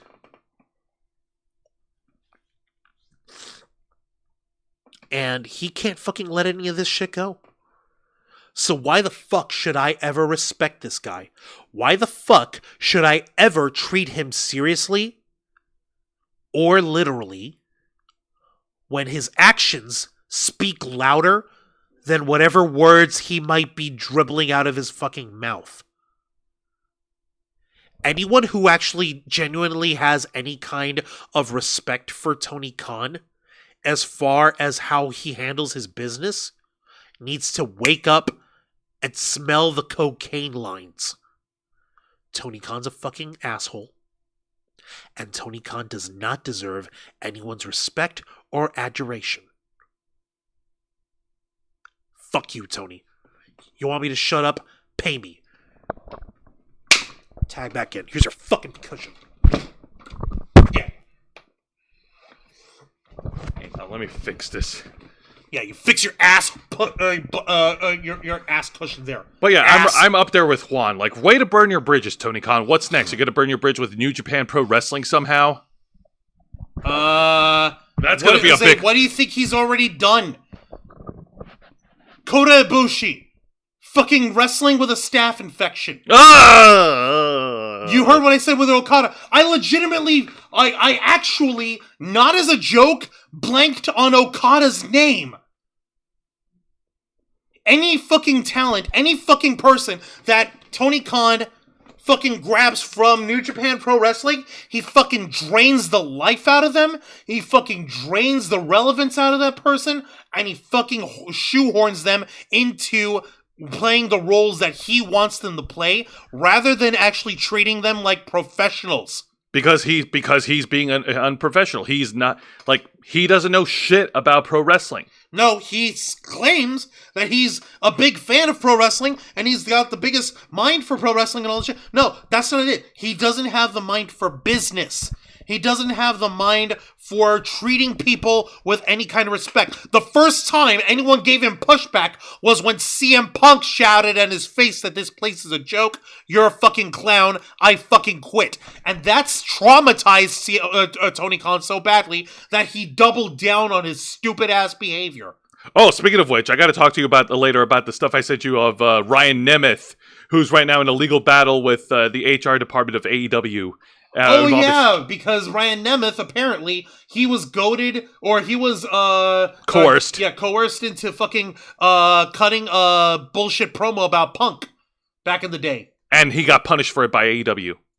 Even though he was told to do it by them. Yeah. There's a lot to back. So yeah, fuck you, Tony Khan. Go fucking burn your bridges and sink your ships. Yeah, but no, it's the best, man. It's where the best wrestle, everybody. Anyway, so we're just like AEW Dynamite, we're running a little bit of overtime, but we're going to keep going because we're going to talk about the main event of this week's edition. You guys missed us for a week. We're allowed to overtime. That's true. The main event for this week's edition of AEW Dynamite is another round of the C2 in the Gold League as Brody King, who already has 3 points under his belt. And he's got a shirt made of ink. Goes one-on-one against 1/3 of the AEW World Trios champions, Claudio Castagnoli, who also Whitepool Combat Clan. I'm not going to dignify it by calling them the Death Riders. But they killed the joke, Juan. No. Whitepool Combat Clan. All right, fair enough. What we got was an incredible match between two powerhouse wrestlers, and the fans were treated to a very meaty exchange between Brody King and Claudio Castagnoli. And of course, one of the rules: big meaty men slapping beefy meat. Exactly, and of course, one of the rules in this C2 tournament is that there is no one allowed at ringside. Everyone is barred from ringside in these one-on-one tournament matches.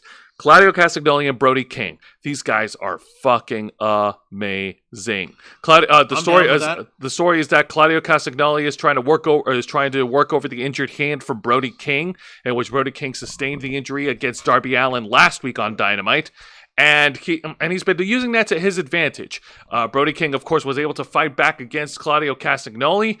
It's one power move after another between Brody King and Claudio. And then even there was a spot that happened at ringside where Claudio is sitting on the steel chair. He's dazed and confused. He's sitting right next to the security barricade.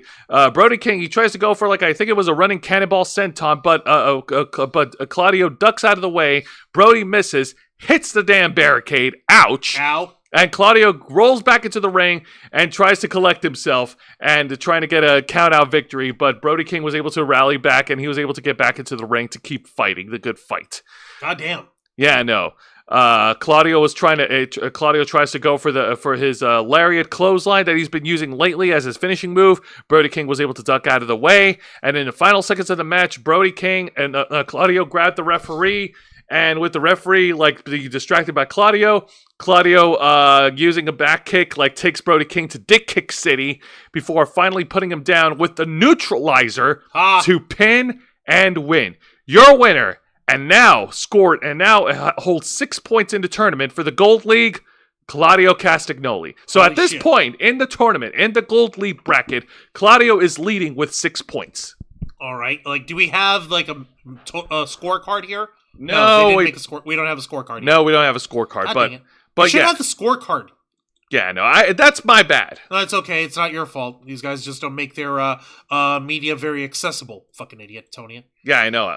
Was there any post-match angle, any beatdown, anybody? No. Not even Moxley coming out with the rest of the Whitepool Combat Clan to yeah, we're gonna win, brother. Nothing. No. They showed up in an earlier post-match segment involving Jay White, because Jay White is now feuding with Jon Moxley along with Orange Cassidy, who's back.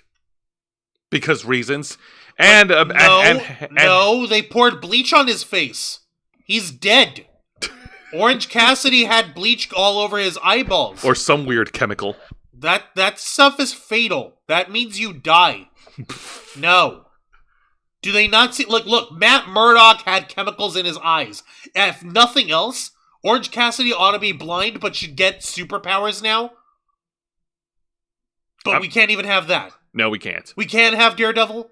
No. No? No. We can't have him die from ingesting bleachy chemical thingies? Or going into his pores or nothing like that? No. He doesn't have a chemically induced abscess in his nose? Not unless you want to do it to Ricochet. It'll give him an excuse to dress up as Daredevil. No. Ricochet has enough delusions of grandeur to begin with. But anyways, the main event match was still awesome. Great solid way to end this week's Dynamite. So now let's go ahead and pivot over to total non-stop action. But before we talk about this week's edition of TNA Impact, we have to talk about the main event of this year's TNA Turning Point. And the main event for this year's pay-per-view event was a one-on-one match for the TNA World Title as the defending champion, the man who steals the show, the man who will also steal your girlfriend. He is the wanted man. Nick Nemeth defends the TNA World Title against Eddie Edwards, representing the System. Now, Winner gets to hog tie Alicia Edwards and have her stay in a love hotel and then leave her alone for 2 days. Oh, you asshole! Oh, her voice is so grating! It's so annoying! It really Her is. voice is so bad! What the fuck, Alicia Edwards? So, now, obviously, with Eddie Edwards in this match... Tony Montana con. Yeah, yeah, no, you're right. Yeah. Now, that being said, looking at this card, looking at the main event picture, it's already predictable of who's going to come out on top, but predictable doesn't necessarily mean bad. Let me begin. Both these guys are incredible wrestlers, Nemeth and Eddie Edwards, and they put on a great wrestling match for the fans to see. And they started off by getting one over the other with a series of reversals and takedowns. Great start to the match. Eddie Edwards then and Nick Nemeth then brawled at ringside with Nick Nemeth hitting a super kick onto Eddie Edwards. Super kick. Yeah. And then with the referee's back turn, Alicia Edwards gets involved because of course that bitch gets involved. And Eddie Edwards takes control of the match. And then this happens again later on during this match with Eddie Edwards and Alicia Edwards, with Eddie and Alicia taking advantage, sort of an unofficial 2-on-1 advantage, until the referee has had enough of this bullshit. So the referee ejects Alicia Edwards from ringside. Out of here. Hasta la vista. Baby. Ándale, bitch. Ándale a la mierda. Recuerda donde fuiste. What Juan said. God damn. So, go back to where it came from. So from then on, it's Nick Nemeth versus Eddie Edwards. Nick Nemeth hits a great famous serpent, was only able to get a 2 count, and then in the final moments of the match, we get freaking Brian Myers, who, by the way, lost the Turkey Bowl match or whatever the fuck it was at Turning Point. Yeah, the Turkey Bowl match. Thank God. And he had to dress up, and he came down running with the turkey suit on. Why did he keep the suit on though? I think it's a rule. You have to. Otherwise, what? What, do you get fired if you don't put the suit on? What, does Santino Marella throw a fine at you or something? I don't know. Son of a gun. You don't dress up like a turkey. So You're getting a $50,000 fine. So the referee is knocked down. Brian Myers runs to the ring. He knocks out Nick Nemeth, tries to keep him from winning. And then out comes former WWE World Champion John Bradshaw Layfield again. And he lays out Eddie Edwards and Brian Myers. We don't know what side JBL is on. Like, who's he playing for? What the hell is going on? Nevertheless, Nick Nemeth was able to get back on his feet. He finally hits the danger zone to pin and retain. Your winner, and still the TNA World Champion, Nick Nemeth. All right, so yay, the right man won. Because seriously, who the hell thinks that Eddie Edwards is ever going to be TNA World Champion? Yeah, exactly. Like I said, predictable doesn't always mean bad. Exactly. It's like we mentioned earlier. You want to say that War Games is too routine and too predictable and too scripted and formulaic. I say that it's logical and it makes sense. You can you can have storytelling in pro wrestling that makes sense and still be fucking wild with crazy moves and shit. Vicente Guerrero in the chat saying Orange Cassidy would be dead from the bleach, but he inherited his girlfriend Chris Statlander's old alien superpowers. Then yeah. Yeah, so unfortunately, yeah, we're not allowed to have nice things. Orange Cassidy didn't get immortalized from the bleach. There's only so much suspension of believability I'm willing to take with AEW. Yeah, Anyways. that's not one of them. All right, now let's get to the fallout of Turning Point. Let's talk about this week's edition of TNA Impact. All right, so the Impact Zone is about to heat back up because these guys are not done. Even though that pay-per-view is very done. Absolutely. So we start things off with the X Division, and it is a 5-way challenge. Whoever wins gets a shot at the TNA X Division title at TNA's final resolution, which is next week, next Friday on the 13th. Fuck, man. What the fucking what do you call it? The Turning Point was just this past Friday, wasn't it? It was. Like last week. What the fuck? It was on Black Friday. Yeah. What the fuck? The fuck, TNA? Seriously, like only like a week apart from the two? But nevertheless, you have Kushida versus JDC versus Ace Austin versus Trent Seven versus Leon Slater.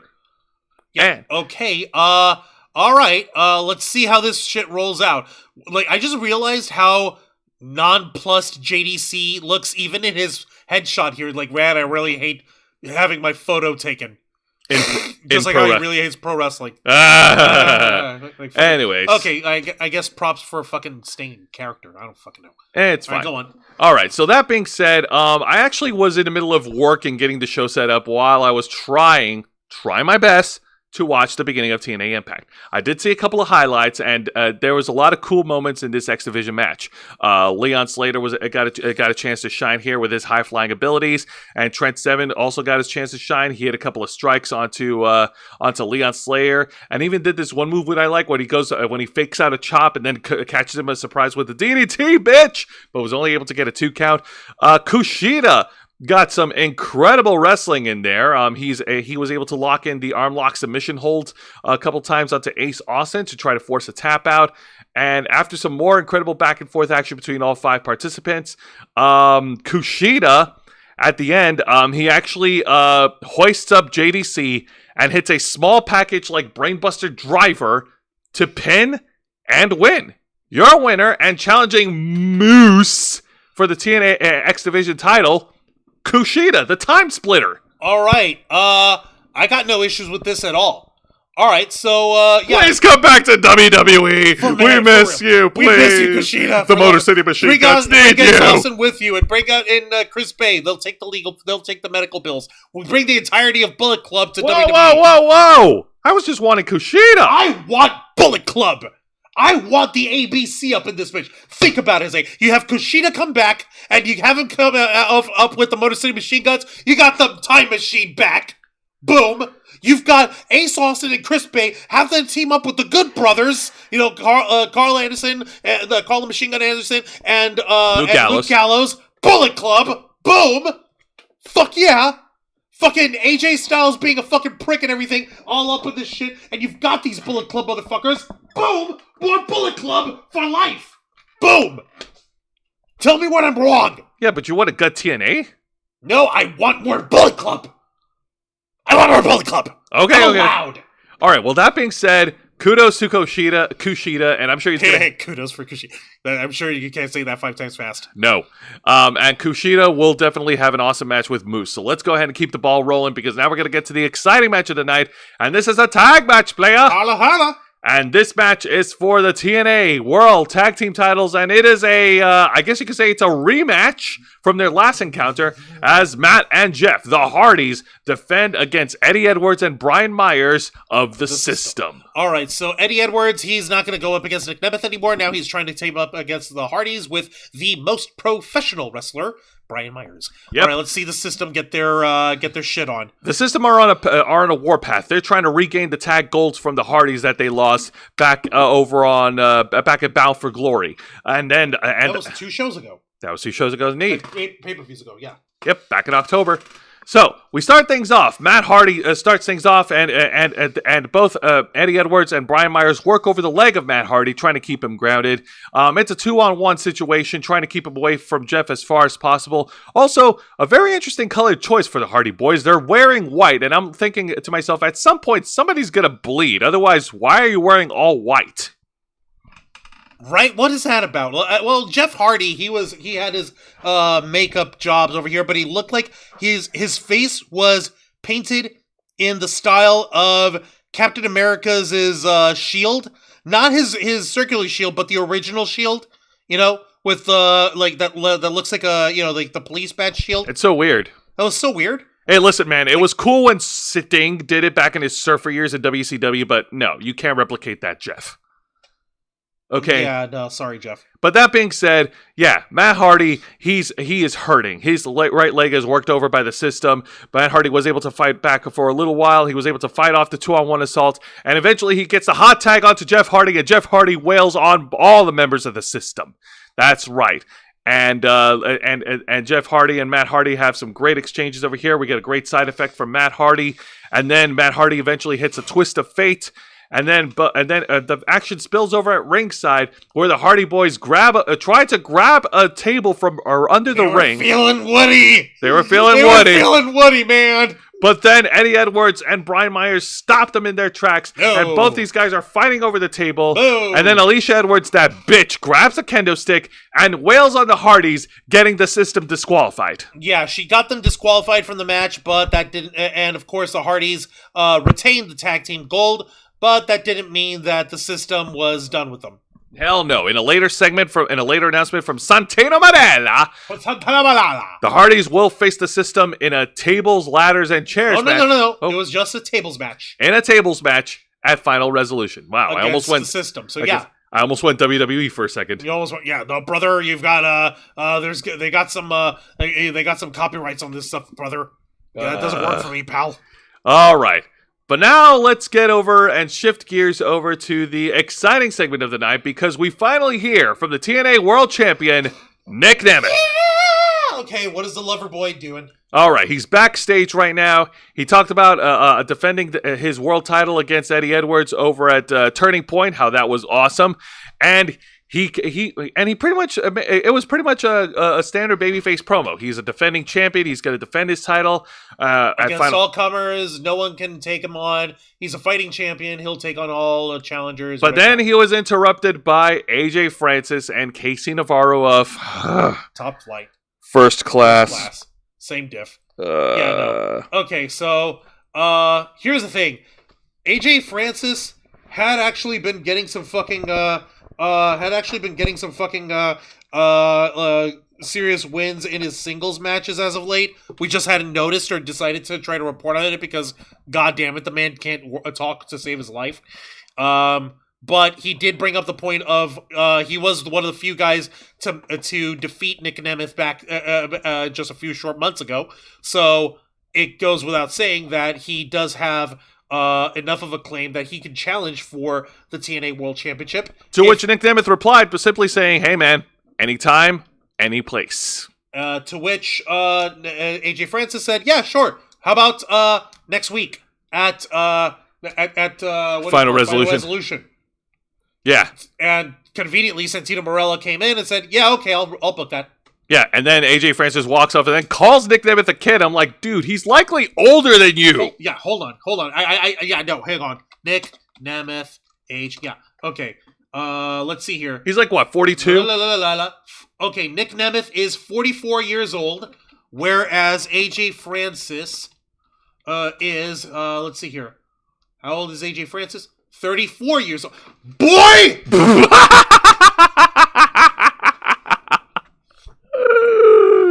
Oh my god! He's literally 10 years your senior! Francis? Really? Oh my god! That's just a weird flick. Like, listen, I know, you're a big guy, but that doesn't literally mean you are older than him. You may be 10 inches taller than him, but you are... No, Jose, he's like more like 10 inches in circumference. And stuff. You know? I know what you mean. Oh my god. It's just so funny that that's just an odd thing. Like, good luck, kid. Like, bitch, I'm older than you. You're the kid. Shit. Okay, we've got our the world champion Nick Nemeth. He's gonna fight AJ Francis at Final Resolution. All right, now let's move on to the match of the night. Like, the match wasn't bad. It just wasn't for me. Like, it wasn't my cup of tea. It is a tag match player. Holla, holla. The teams of PCO, the reigning TNA Digital Media Champion, and the Death Machine, Sami Callihan, versus the Good Hands. All right. Now, you told me that there were guys- some shenanigans that happened. No, I was talking about the end of the match afterwards. Yeah. But okay. Basically, like the match is as you can expect. PCO and Sami Callihan being big heavy guys, good hands also being heavy guys, beating each other up. Heavy guys doing heavy shit. At the end of it, Callihan and PCO won.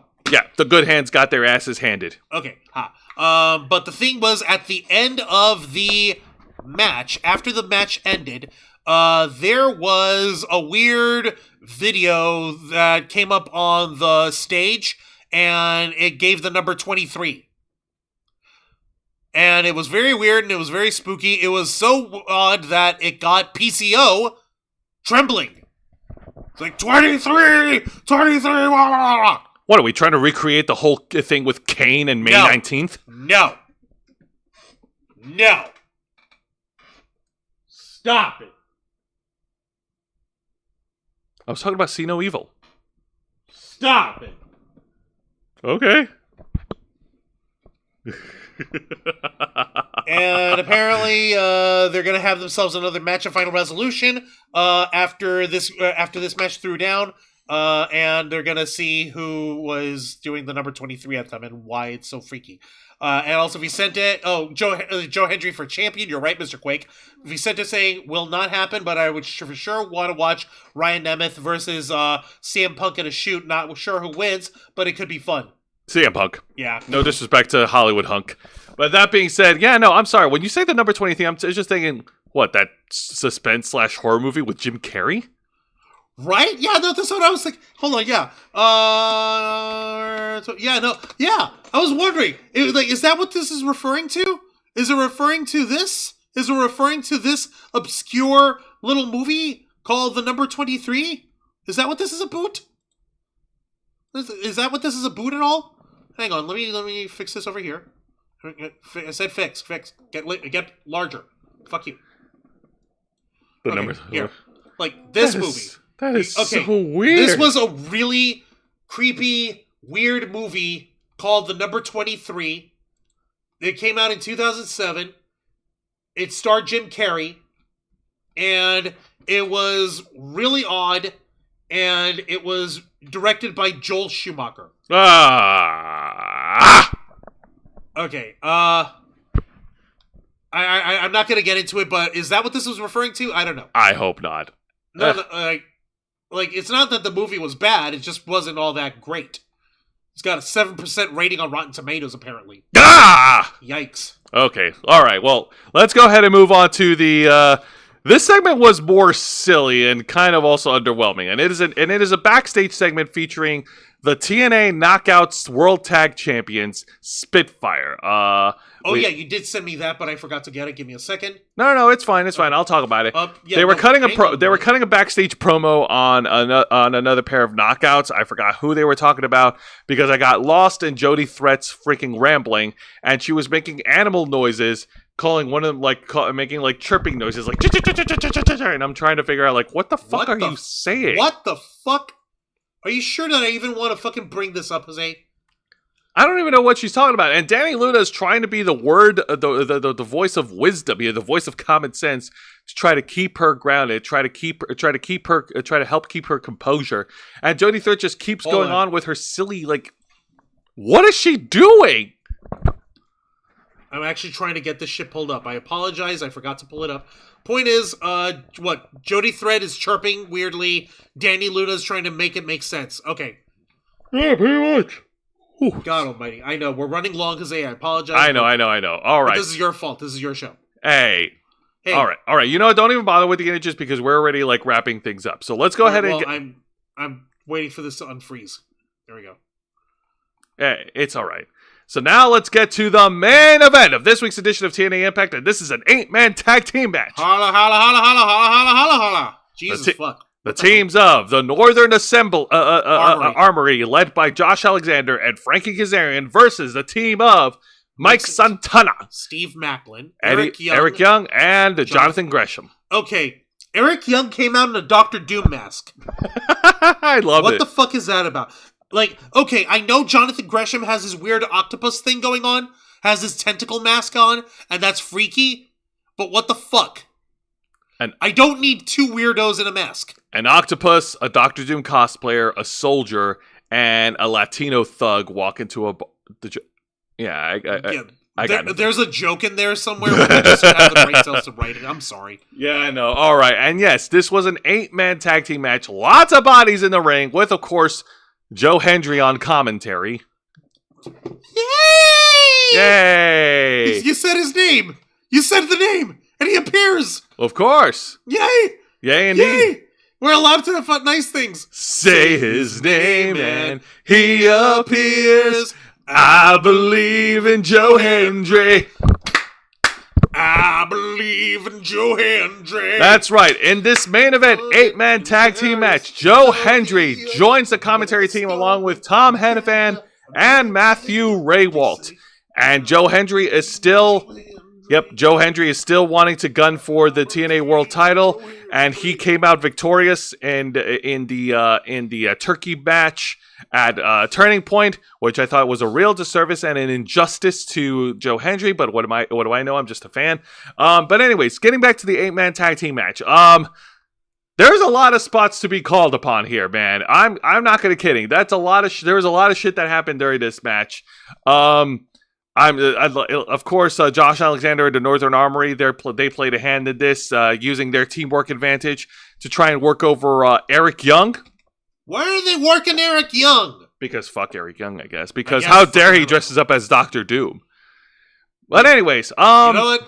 If he plays Doctor Doom in the Marvel Cinematic Universe, that might work. Or one of the Doctor Doom variants. Right. A wrestler Doctor Doom. Ha ha, that'll be fun. Anyway, so getting back to the match.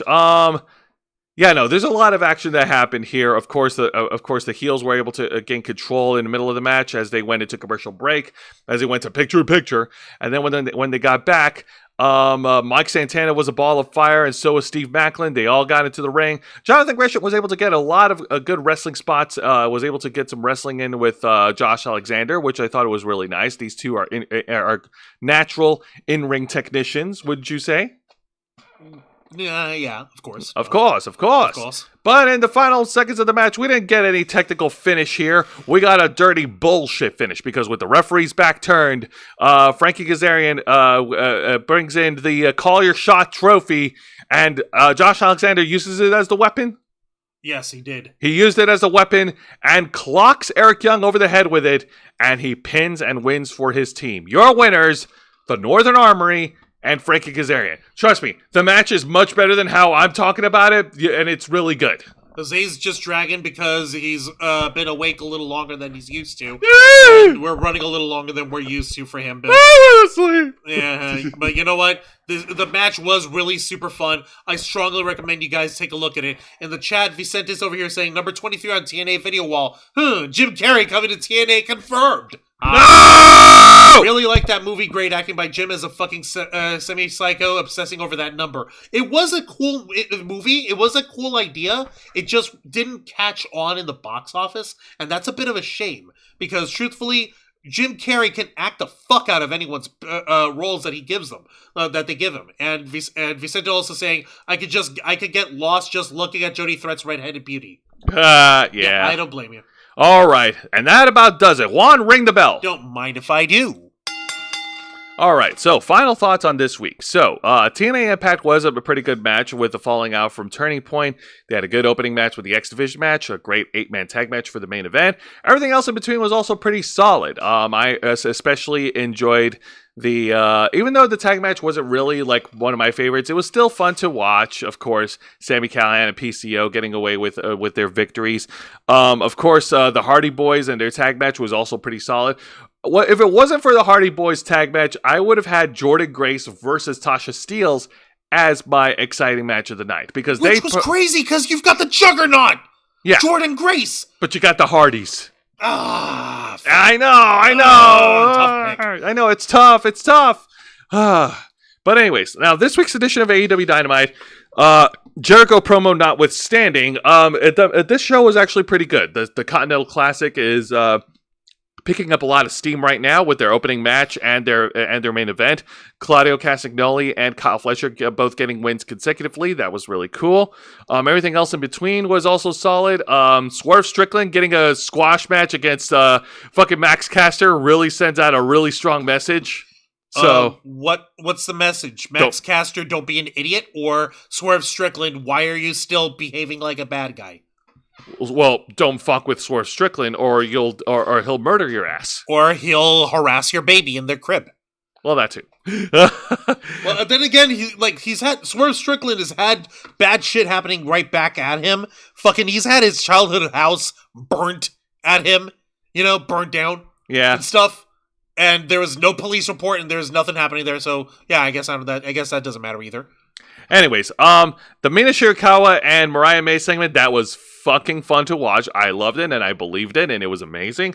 And yeah, no, in reality, there's no defending the Chris Jericho segment, and there's no defending anything that, like, people can read between the lines. If you're as smart as we are, like, you can read between the lines and see what's really happening. And shame on Tony Khan for being such an unprofessional prick. Fuck him. But other than that, this week's edition of Dynamite was pretty solid, actually. I actually enjoyed it. Now, the go-home show of NXT was also pretty good. Both Fatal 4-Way matches were awesome for the men's bracket and the women's bracket. And even though I would have preferred somebody else to go over, like Eddie Thorpe winning was pretty unexpected. And Ren Sinclair winning and going to Deadline, going to her pay-per-view match. That came out of nowhere. That legitimately came out of nowhere. We weren't expecting that. We weren't expecting her to break out like this. Okay, you see Sol Ruka, you see Zarya, you see fucking Julia. Stephanie Vacker, and you see Julia. You see, like, okay, these 4 women are top tier athletes. And then you got Ren Sinclair. And Ren Sinclair, who's like the miniest of them all. So she's got like that underdog status going up in this shit to begin with. So which is awesome. Damn. I like that. Eric Bischoff, Eazy-E, Eric Bischoff showing up was funny as hell. Of course he's got to crow about himself, man. If you've watched wrestling as long as we have... If you know anything about Eric Bischoff, you know that one of the things he loves the most is himself. Exactly. Now, let's see here. And for the record, anyone actually trying to take that as like, oh, he's really his own biggest mark, or so, like, he's playing a role for himself. God damn it, we know the kind of egotist character that he's known for. He's acting. Fucking chill, people. Exactly. Now, my only takeaway from this week is that they got to do more with Nikita Lyons, man. She came back with such a huge pop, and she's now a full heel. But having her in these, like, nothing feuds with Adriana Rizzo and now feuding with Carmen Petrovic, like, come on, man. You got to do something else with Nikita Lyons. Something valuable. Have her go up for the Women's North American title. What the fuck? Exactly. Why not have her trying to challenge for that shit? Have her, she was trying to mess with Adriana Rizzo. Have her, like, fucking come into the D'Angelo family and have her go vigilante and fucking kick people in the face or whatever. That would have been cool. People. That'd be fucking funny. That'd be great. And, like, oh no, we can't go in nudge her. It's gonna be up to you, Adriana. You're gonna have to avenge the family, Gabagooli. And it's like, are you kidding me, boss? This lady, she'll eat me alive. Please. And, what's his face? Tony D'Angelo, like, but Boppity Boopy, you're the only one who can take it. You can't Beepity Boopy her because she's a girl, Beepity Boppy. Oh my god, Juan. Fucking do something, man. Anyways, all right, so that's going to do it for this week, folks. Next week, we're going to return to our regular format for Wrestle Rewind. Of course, we're going to be talking about the AEW Dynamite TV special, Winter is Coming, so that's going to be something to look forward to. Winter's right next to Veer Mahan. Now, as far as announcements for December, obviously we've already informed you that we'll not be attending a holiday match story this year, but we are going to go next year, come hell or high water. You're goddamn right, we are. Yes. By hook or by crook, we will be at Hallmat next year. Hells yeah. We hate missing cons, especially big cons like these that we love and that love us back. Now, God damn it. Now, as of right now, I cannot say definitively if we're going to be streaming this Saturday for Los Amigos Play and for the Ravens Flock. That right now is TBD until later tomorrow. All right, we will keep you folks updated. But until then, like, we're gonna blast it all up our socials and even over here on YouTube. So yeah. Until then, Juan, plug us away. Don't mind if I do. Ladies and gentlemen, boys and girls, and everybody in between, thank you very much for watching this week's live stream edition of Wrestle Rewind, hosted by Jose Casabona!